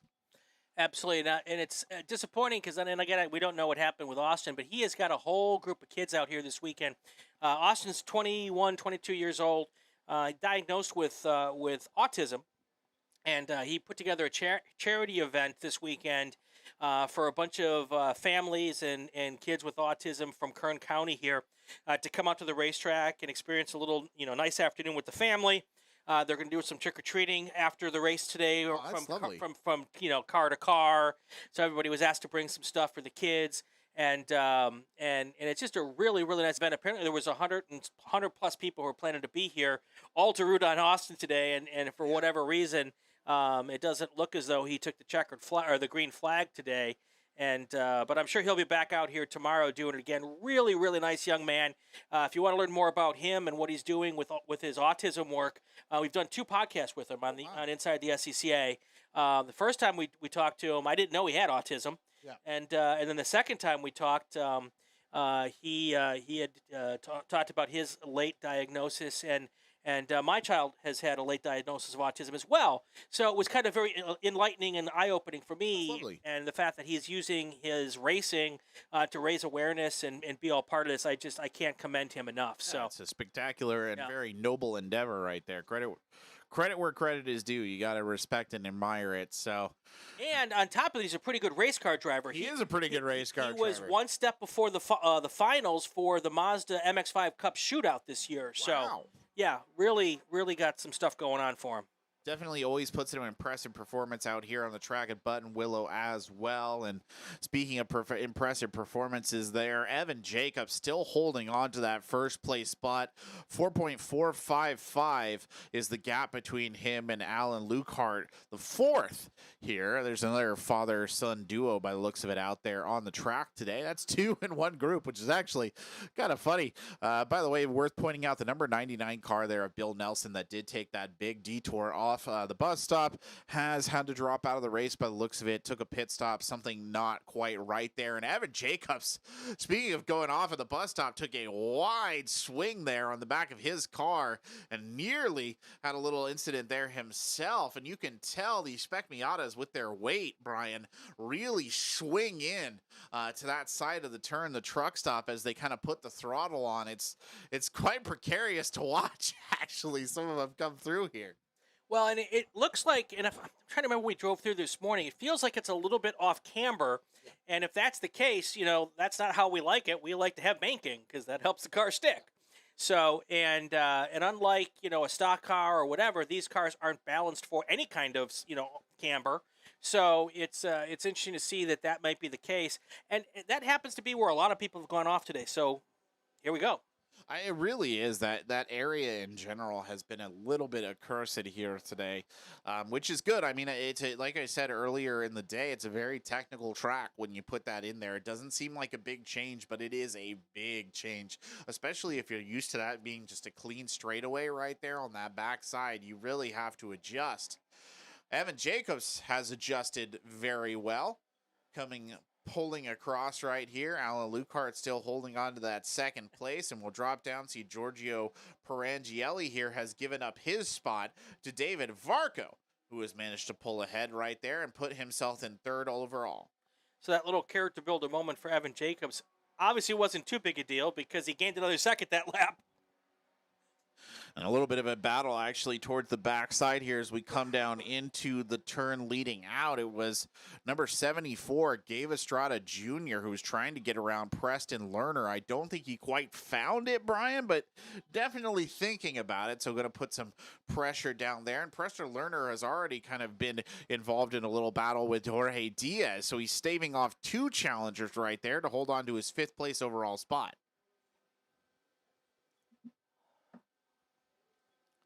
And we've got now, we're coming up here just a minute or so away from the halfway point. Lots of racing left to go, but Spec Miata is one of those classes where it's all about drafting and momentum. If you could get yourself a 5.5 second lead like Evan Jacobs has, you're in a position where you're in a good position. You are in a good You need to make a mistake or have a mechanical issue because there's nobody out there who's going to make up 5.5 seconds in the last 10 minutes, 12 minutes of this race. Just saying. No, you're 100% correct. And we, by the way, saw David Varco come sailing by through the bus stop there with the tail light hanging out, whipping around in the wind. So much credit to him for keeping it all together right there. Not a huge piece of damage, but definitely looks worse probably than it is. But I'm enjoying watching them handle that bus stop, truck stop transition because you can really tell the aggressive drivers when they come into that, Brian, their back end just goes sailing out so they can get kind of maximum purchase and almost turn the truck stop portion into a sort of brief straightaway there as it leads into the Riverbend turn. Evan Jacobs coming across the line right there. Not his fastest lap, but kind of catching up. Number 7 there, Alan Lukart, the 4th, continues to hold on to the 2nd place, and these gaps are opening up pretty wide here between the front 4 Spec Miatas. Well, you know, throwing your car through that little section, like you said, where the rear end kind of kicks out a bit, the more you do that, the more that puts wear on that right rear tire. And over time, you know, that could be an issue here. The other thing you got to think about is a lot of times late in the season here, guys are just trying to get to the end of the year with the tires they've got. They might not be going out and putting new tires on for these late season races.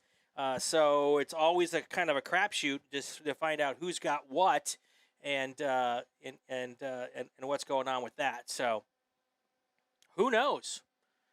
All I know how to do, I'm really good at speculating. Yeah. You know what?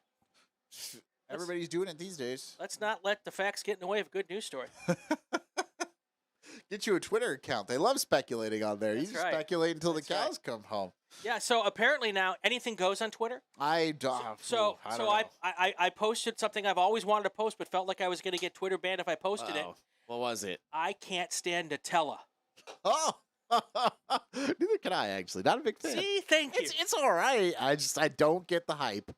I don't get the I hype. figured if I was going to get banned for anything, it's got to be for Nutella. Yeah, it's fair. I mean, I think you're safe to make those kind of controversial statements up here as well, because we've got a lot of stairs and at least 2 or 3 doors between us and any potential angry mob. And I'm going to stand behind you. Yeah, and then you got me as well as a shield. So I knew I was here for a reason. So it's all good. But we're about halfway through the race. Why don't we give a full field rundown here? We'll give you an idea of what everybody's looking at. In first place overall, it is Evan Jacobs. In second, Alan Lukart the 4th. In third, David Varco. In 4th, Giorgio Perangielli. In 5th,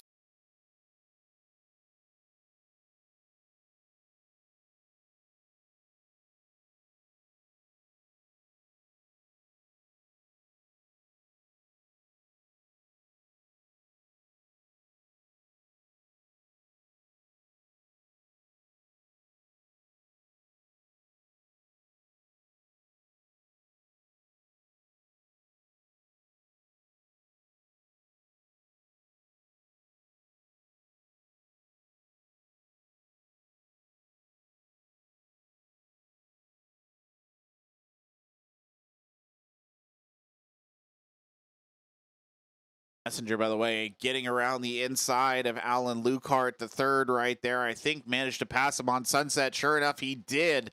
And again, Sunset remains a very popular turning corner here, or should I say Sunrise remains a very popular turning corner here.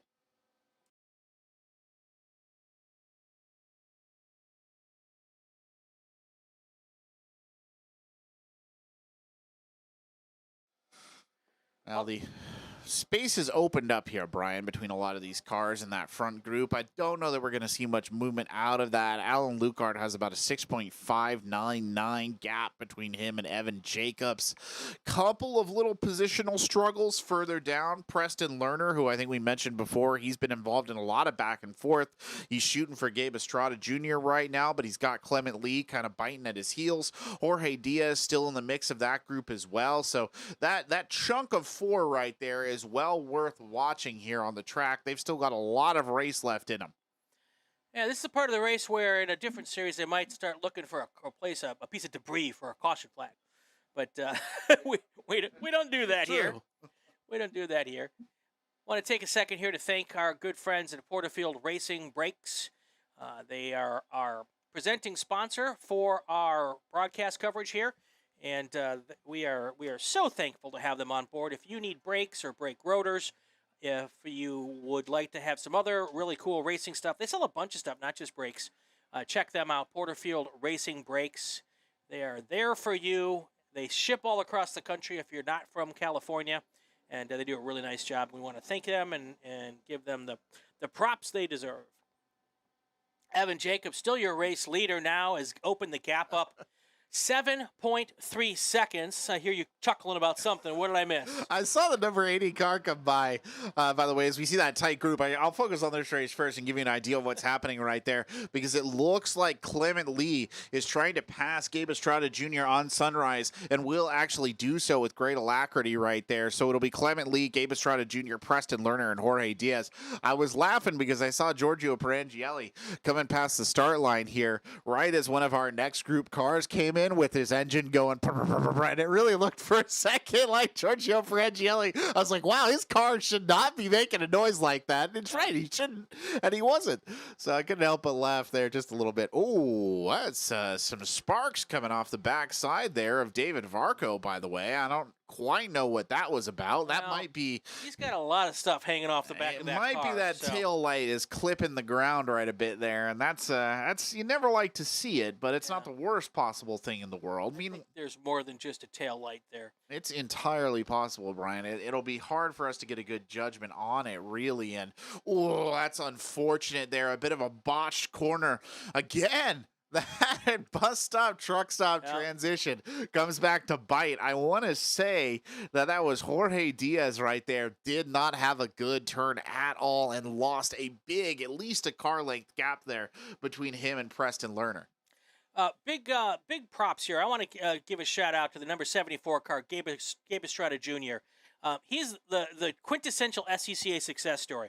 He started building this car last year, came to the racetrack, ran in the back. The middle of the year last year, started running a little bit higher up. He is in 5th place now. They've been working on that car for over a year. Every time they come to the racetrack, it is more reliable, a little bit faster, and now he is in 5th place. I don't know that he's got it in him in this race to get up on the podium, but what a great run here. I was picking on him last night. I said, yeah, I'll talk about you, and about maybe not being in a great spot, but you know what? I'm talking about you now because you're in 5th place. He's actually worked his way up 2 positions overall, so he's done really well right there. Still has challenges to fend off, but as they come across the line here, you can actually see the gap that Jorge Diaz has unintentionally opened up for himself. That's a bit unfortunate right there.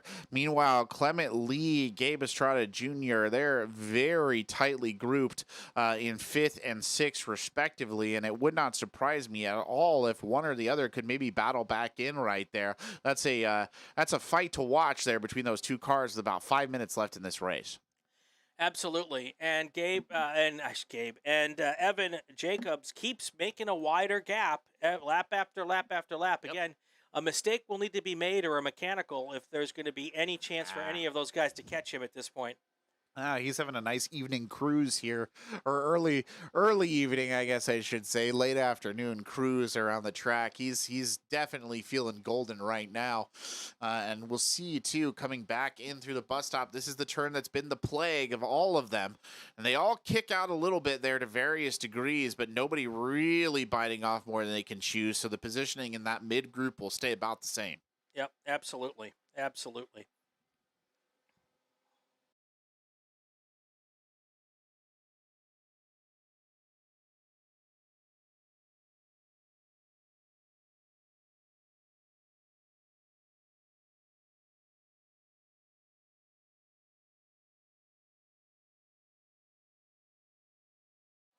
Under 4 to go. Evan Jacobs just crossed the line again. Waiting to see where Alan Lukart the 4th is when he comes by. And I think what's happening now is Evan Jacobs is like, I don't have to push so hard. No big gain on that lap. But when you got an 8.5 second lead, now's the time just to bring her home. Looks like we'll be heading into our last lap the next time we see the lead car coming around, which makes sense. So only 2 to go here, 21 minutes and 30 seconds into this race, and it started off with a bang. It's tapered down just a little bit, but still some competition to see. Clement Lee staving off Gabe Estrada Jr., opening up a bit more of a gap right there. Preston Lerner, by the way, just cheekily sneaking up on Gabe Estrada Jr. Talk about running a good race, by the way, here. Preston Lerner came up 3 positions from pole, from his starting spot, and Jorge Diaz in 8th overall came up 4. So the both of them have been doing very well here today, this afternoon. And Giorgio Pirangelli is up 5 from where he started to be in 4th place. So definitely some movers in this race. Yeah, that initial mess at the start really helped out a couple of these drivers. And again, the truck stop continues to be a bane. We saw one of the cars there kicking up a unholy amount of dust, took a way too wide a turn on it right there. But we'll watch this middle group come through, because if anybody's going to make a mistake, it's going to be right in there. And no, just the gentlest touches of dust right there. But nobody going off in any dramatic fashion. So again, the order will be maintained. Well, and also, I mean, the track's just got to be getting slippery at this point in time. We're late in the day. Very much so. Lots of cars have gone off. We haven't had the sweeper truck out since lunch. And it's just the way the whole thing works. The white flag is in the hands of the starter, Chuck Phillips. He is waving it now for Evan Jacobs. That means he has 2.34 miles left to go to take a win here at Buttonwillow Raceway Park in our first race of the weekend for this race group 3.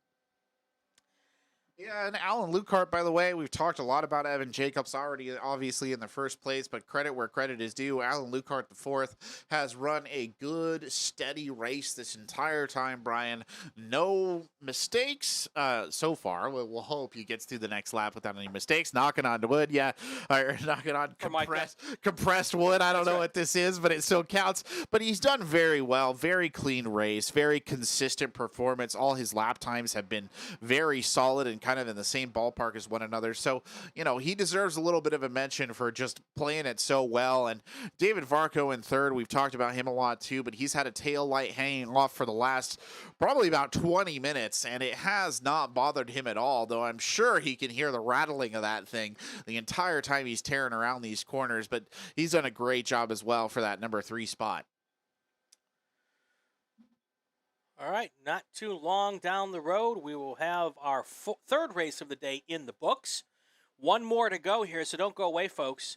That will be another good group of guys and gals out there doing their thing. Also want to take a second to thank all the corner workers out there, all of our race volunteers, a lot of them standing outside in the elements, although today is about as good a day as you're ever going to want if you want to be out at a racetrack. It is perfect weather here. A little car off on the exit of Grapevine. To see who that was, but they kept going. I bet you it was a Spec Miata. I think you're probably right. Can we narrow it down? I think you probably could. One of the Spec Miatas. Exactly. He's out there on all the dusty Spec Miatas, by the way. You can tell how much dust is on the track because we're coming to the end of the race, and they're all coated in various levels of layers of dust. So unfortunate indeed. It is crazy. And the checkered flag is out. Evan Jacobs, your race winner, coming close to the pit wall to wave to his fans or his crew or significant other. Us? You never know. Waving to us, exactly. Your 2nd place car, Alan Lukart IV, and we'll wait just a few seconds here. We should see David Varco cross the line. Then we'll take a deep breath. In just a moment, we will bring you a full field rundown. Stay with us. Don't go anywhere. We'll be back. Oh, we're not even going to break. Take a second here. Thank Porterfield Racing Brakes, our presenting sponsor. Appreciate all that they do for us so that we can bring these to you. If you need anything for your race car, brakes, or otherwise, check out Porterfield Racing Brakes first. Getting a few more cars across the line. I think that's probably enough to start the full field rundown. Let's get it out of the way. Sure thing. Well, in first place, leading overall, it was the indomitable Evan Jacobs, number 35. In second, Alan Lukart IV. In third, David Varco. In fourth, Giorgio Pirangelli. In fifth, Clement Lee. 6 was Preston Lerner. 7 was Ren Messenger. 8, Jorge Diaz. 9, Gabe Estrada Jr. 10th, Alan Lukart III. 11th, Adam Kaslikowski to round it out right there. And then in 12th, number 99, Bill Nelson, unable to finish. All right, that will do it for race group number 3, our Spec Miatas. We will be back here in just a few seconds as we get ready for our 4th and final race of the afternoon. Stay with us. This is the Cal Club Races, Buttonwillow Raceway Park on the Racing Network on YouTube.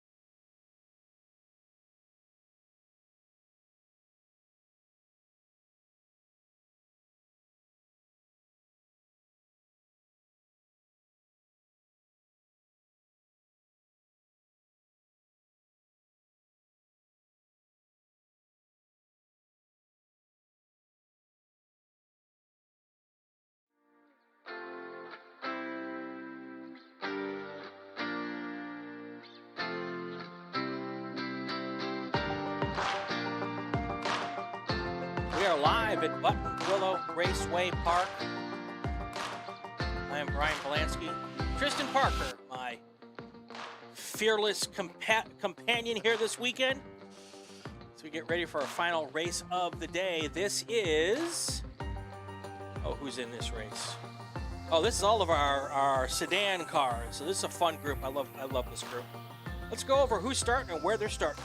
Sure thing. So starting in position number 7, it'll be number 29, Gary Raymond, in a 1976 Porsche 914 from San Marcos, California. In 6 overall, number 93, Gary Murph in a 1970 Opel GT from Bellflower, California. In 5th, number 86, Ross Barnett. I don't think his name is Ross Barnett. Saturday. Said that earlier. And a 1988 Porsche 944 from Santa Barbara, California. In 4th, Philip Clark in a 2013 Subaru BRZ from Oceanside, California. In 3rd, number 21, Jack McKecham from in a 2001 Acura Integra from Santa Monica, California. In 2nd, number 83, Chris Yonk in a 1982 Mazda RX-7 from Cardiff by the Sea, California. And that leaves us with our pole position. 1st overall, number 62, Christopher Qualls in a 2022 Mazda RX-7 from West Los Angeles, California. And, of course, I think this Ross Barnett Saturday means that someone else is going to be in the 86 car on Sunday. We shall see. So if Bob Jones Sunday shows up tomorrow, we'll know what the coding is, right? Exactly. That's exactly what will happen. 25 laps here. 25 minutes. Our final race of the day.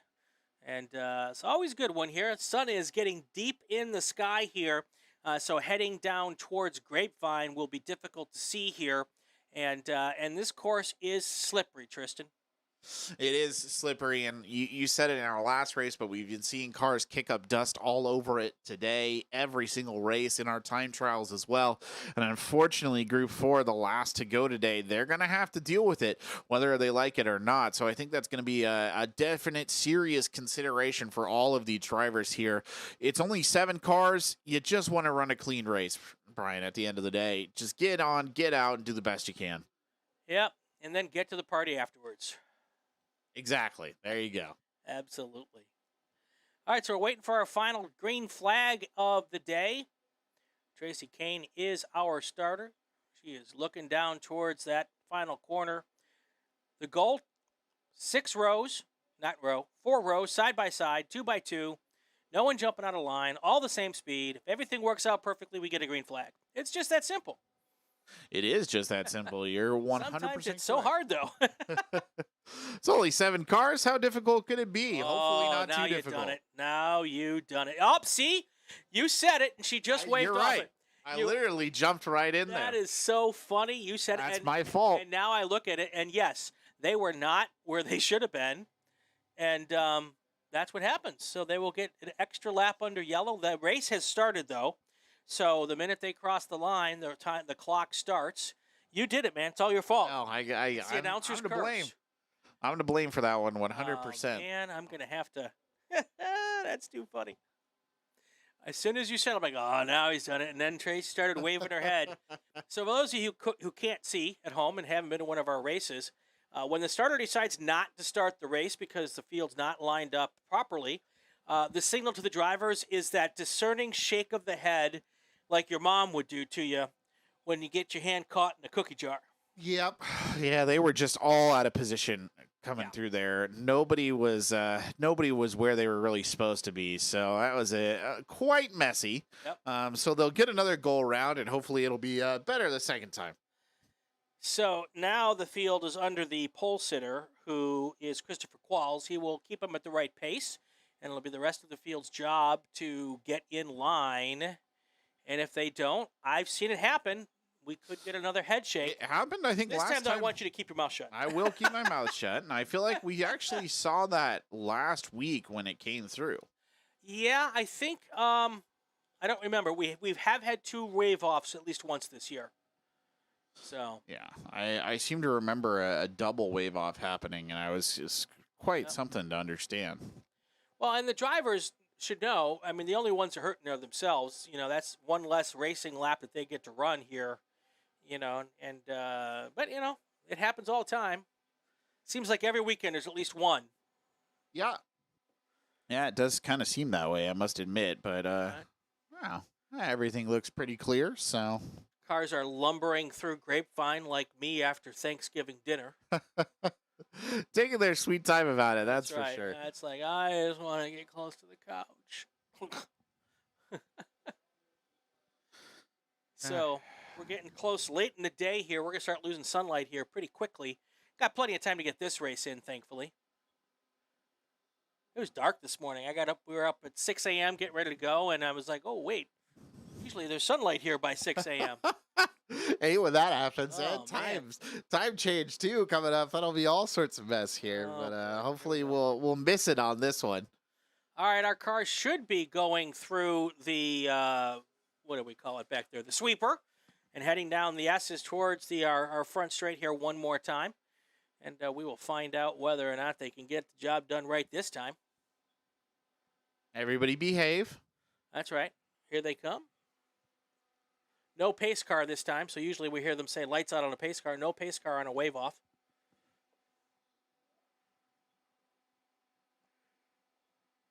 And we are waiting ever so slowly. Tristan's like, does he know his microphone's on? Yes, I know my microphone's on. This is what happens. You're just trying to fill a little bit of dead air before we get back to racing. Yeah, that's true. And here they come. Let's see. Looking for that smile, which is the flying of a green flag. Not sure if it's happening yet. Now it's out. I don't know if they're any better in line, and actually they're not. They're not any better in line than they were before. Oh, But we got the race started. We're going green. messy. Chris Crawls first across the line here. He had jumped out a little bit from the other group, but here's the deal on that one. Yeah. It's the other driver's job to keep up with the pole sitter. If the pole sitter jumps True. ahead, those drivers need to keep up. So Yeah. that might be the reasoning behind letting this one fly. But we're good. We're good to go. We're 4 minutes. We lost 4 minutes out of that race by doing that wave off, and that's what happens.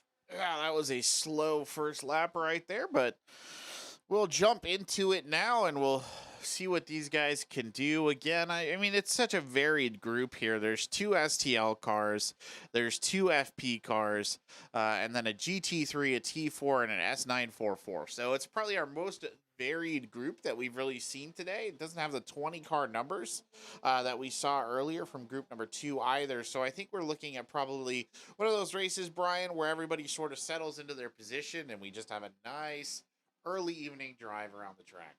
It's interesting. I was talking with one of our folks who are here down from the Pacific Northwest this weekend. And he was saying he was shocked at how many open wheel cars are Formula Atlantics, Formula Continentals, how many of those cars we had out here this weekend.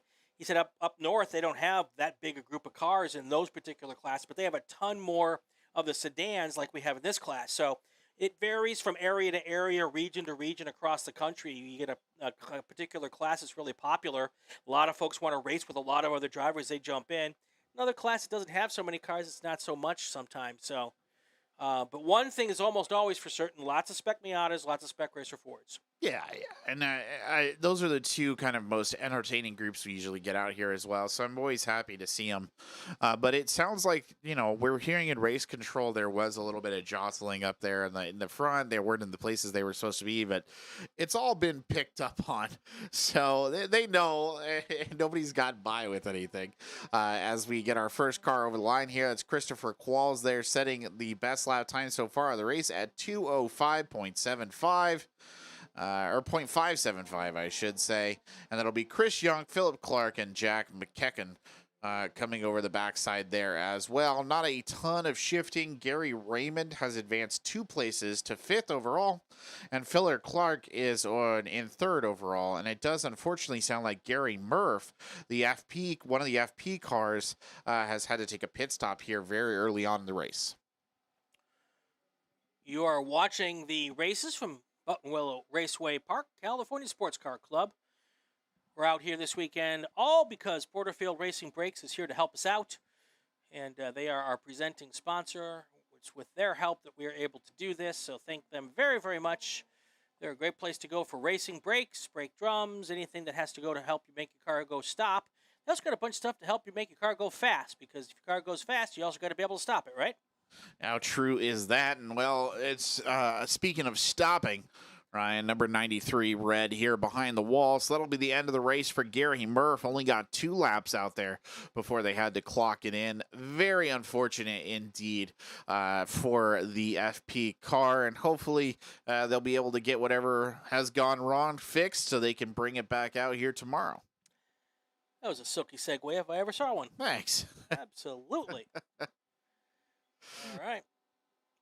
Already 8 minutes in almost, and we're going to complete our 3rd racing lap here.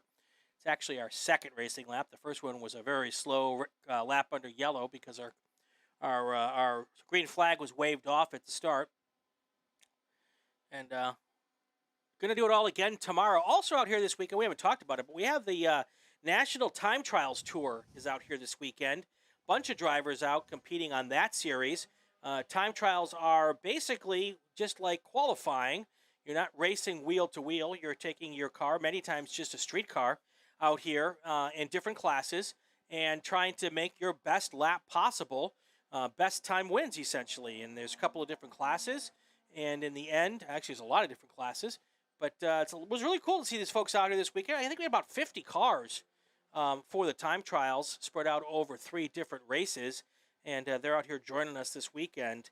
So they're going to be with us tomorrow. We're going to do the racing again tomorrow out here. Our first race of the day tomorrow, scheduled a little earlier, 12:45 Pacific time. We'll do it again on YouTube, just like we did today on the Racing Network. By the way, if you're enjoying all of this coverage, click like, subscribe. All that is really important to us, because the more we get subscribers and the more people who like it and the more people who watch, the more we can do this. Indeed. I'm always bad at reminding to ask people to like and subscribe.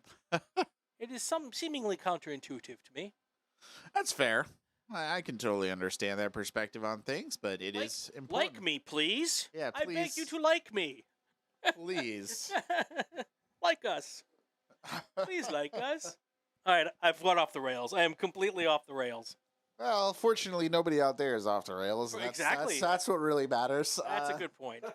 They're all just having a nice leisurely race, which is probably why we went off the rails just a little bit compared to some of our more action-packed jams. Not that I want to take away from the Group 4 racers whatsoever, but I just don't think that I foresee any intense positional battles or anything like that in this group. Just a pretty easy drive here to round out the day, and a little bit of a palate cleanser, I guess, based off everything that we've seen. The fastest lap time, by the way, if you're curious, is Christopher Qualls in the G3T or GT3. Ooh, he came in at 2:02.354. Last lap, he's just come back across the line again, and he will not do better than that. In fact, he'll actually do significantly worse, 2:03.811 on his last lap. So he's lost himself a fair bit of time right there, over a second in that last lap. Something to keep in mind as we see the number 83 car of Chris Yonk with his really retro stylistic number there come tearing across the line. Philip Clark, Jack McKechnie, they all come in as well, and things continuing apace here as we see the number 86 of Ross Barnett drive across as well. So all of them, actually, I should say, Philip Clark, Jack McKechnie, and Ross Barnett, all setting their fastest lap of the day, by the way, as they come across right there in lap number 4. We're about 11 minutes into this race.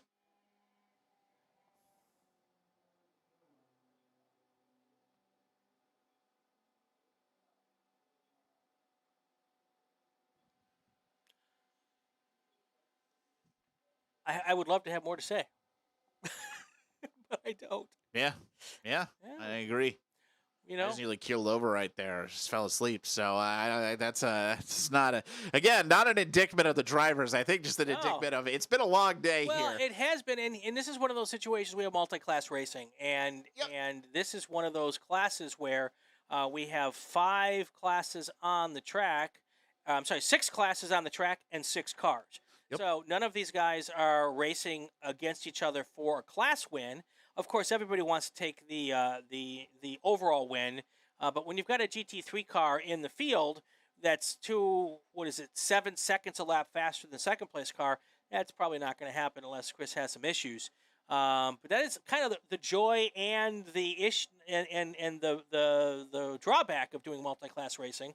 I love seeing all the different cars out there and how it all meshes together. It's kind of cool to see how the sausage is made. But sometimes you do get a lineup like we've got today. That's fine though. I will say it's a beautiful scene for it here at the end of the day.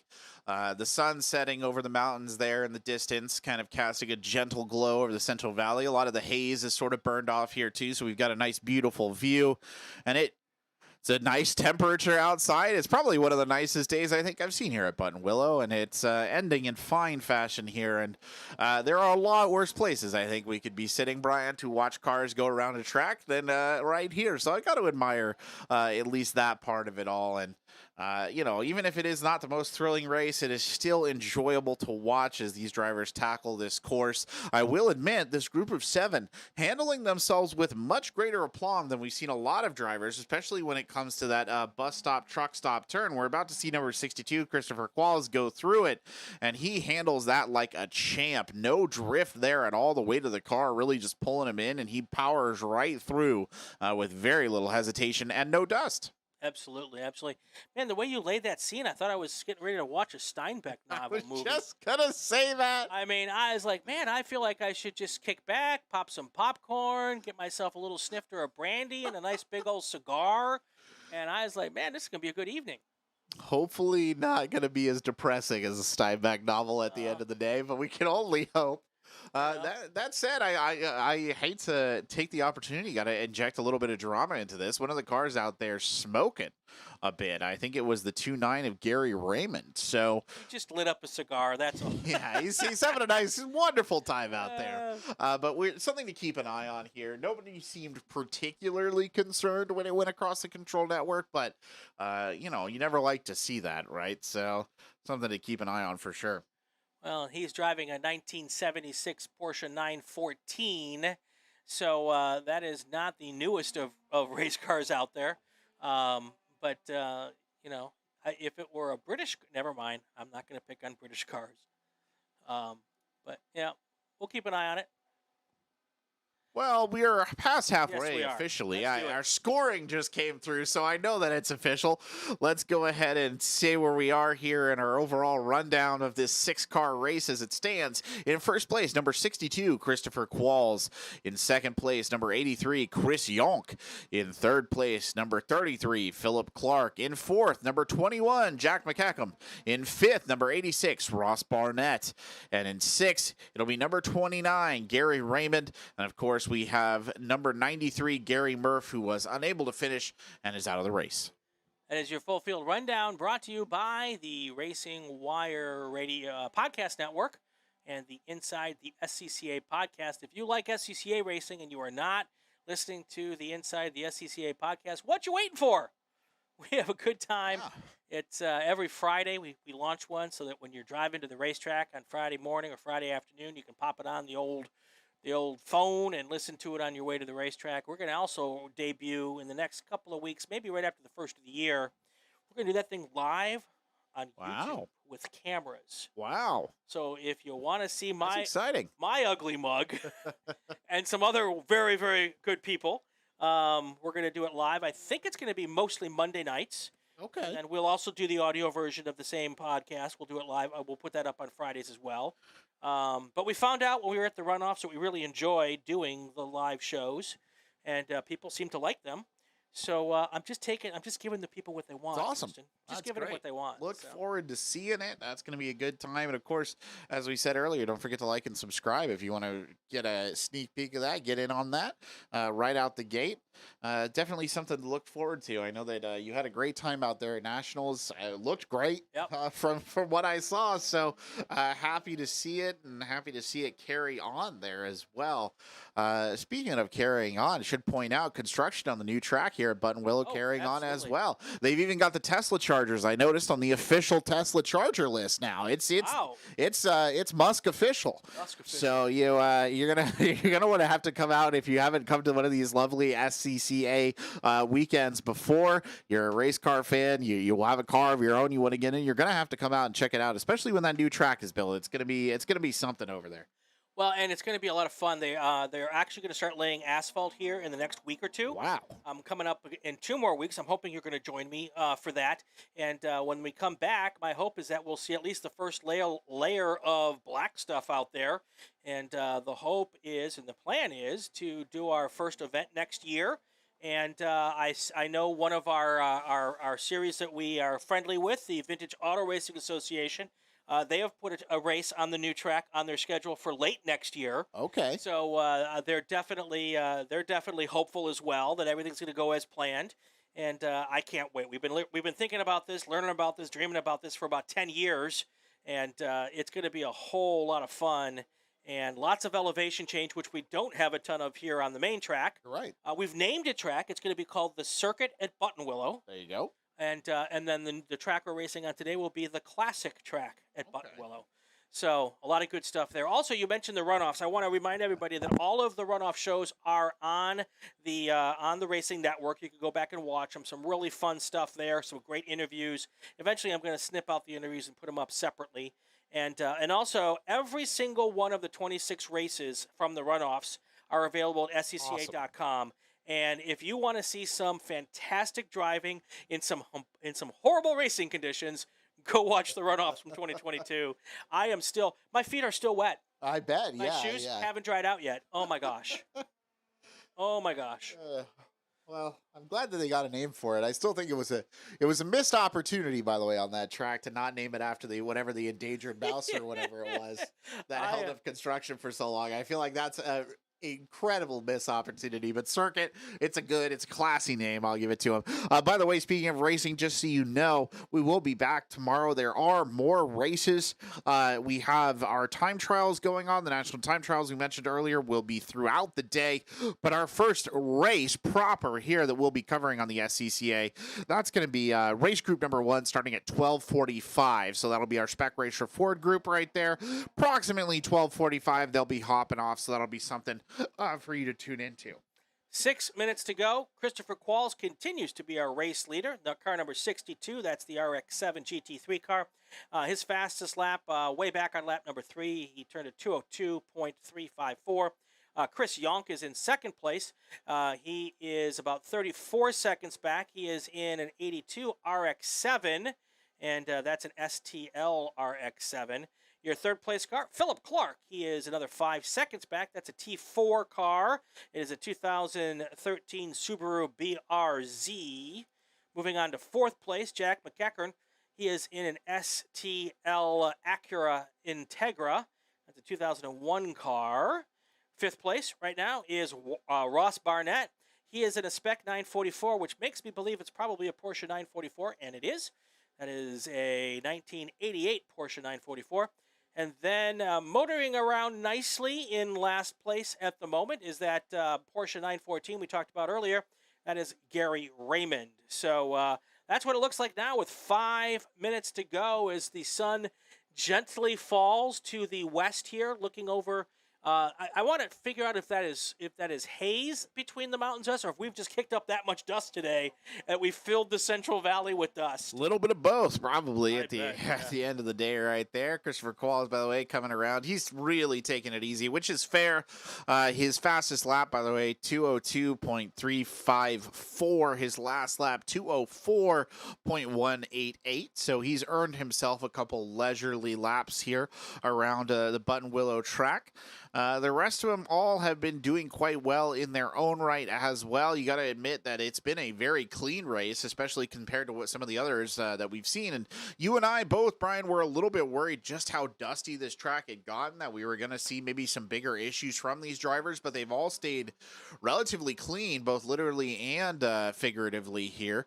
And nobody has really had any hassles. And again, I got to point out the aplomb at which they're handling some of the turns that have really plagued some of our other drivers. Christopher Qualls actually coming right back into the bus stop and the truck stop, and again, just hits it perfectly. I mean, it really looks quite clean. We're about to see Gary Raymond take on the same turn, and he too exhibits a lot of control coming in through there. It's really been quite an impressive technical race from these drivers, even if they're not really applying themselves in terms of a full-on, full-throated competitive run. The driving has been technically impressive. No question at all, and everybody's doing what they need to do on the last 3 minutes or so of this race, and we're all just trying to get to the end here of this final race of the day, and like Tristan said a few minutes ago, we're going to do it all over again tomorrow. We are having just a good time this weekend. Weather could not be more perfect than it is, honestly, as we come to 3 minutes to go, which means my guess is that we're going to see the white flag next time Christopher Qualls comes by here. I suspect it will be the final time, maybe 2 laps to go. I think 2 might be a good estimate. I haven't actually seen scoring. Here he comes now, so we're going to get 2 more to go. Next time by, we'll see a white flag. Looks like actually the start is gesturing back, wants to see if they're going to get a white flag in here. Looks like scoring is considering it. Bringing you live play-by-play action from inside the tower here as vigorous gestures are exchanged. Nothing rude, just vigorous gestures. And it looks like, yes, indeed, it will be white flag on the next lap. There you go. Let's take a second here while we've got it to thank all of the volunteers who are out here this weekend helping us out, get it done. Just takes just a ton of people to do this, and they're all car enthusiasts, and we're like a big family out here. If you're interested in cars and you are interested in racing and you want to come out to the racetrack for free, you can volunteer to help us out in a bunch of areas. You can be a corner worker. You can work technical tech inspection. You can go with our grid workers. Come up here if you don't like to be in the heat, timing and scoring, or race control. We're all in an air-conditioned room here. Heck, you could be a race announcer if you want. You could. I would love to have a corner pit road reporter. Yeah. That would be a pretty cool. You on the line. And it'd be also nice to have somebody down in Victory Lane to put a microphone in front of a It would be. in front of a race winner. That would be fun. So if you want to do that, come on out. CalClub.com is the place to go to find out more information. And you can also sponsor the broadcast. You can send an email to raceannouncerbrian@gmail.com. That's spelled correctly, Brian with an I. Sorry, Brian Schubert. I give him heck about that. Yeah. He's had a rough day. He doesn't need it. Yeah, that's true.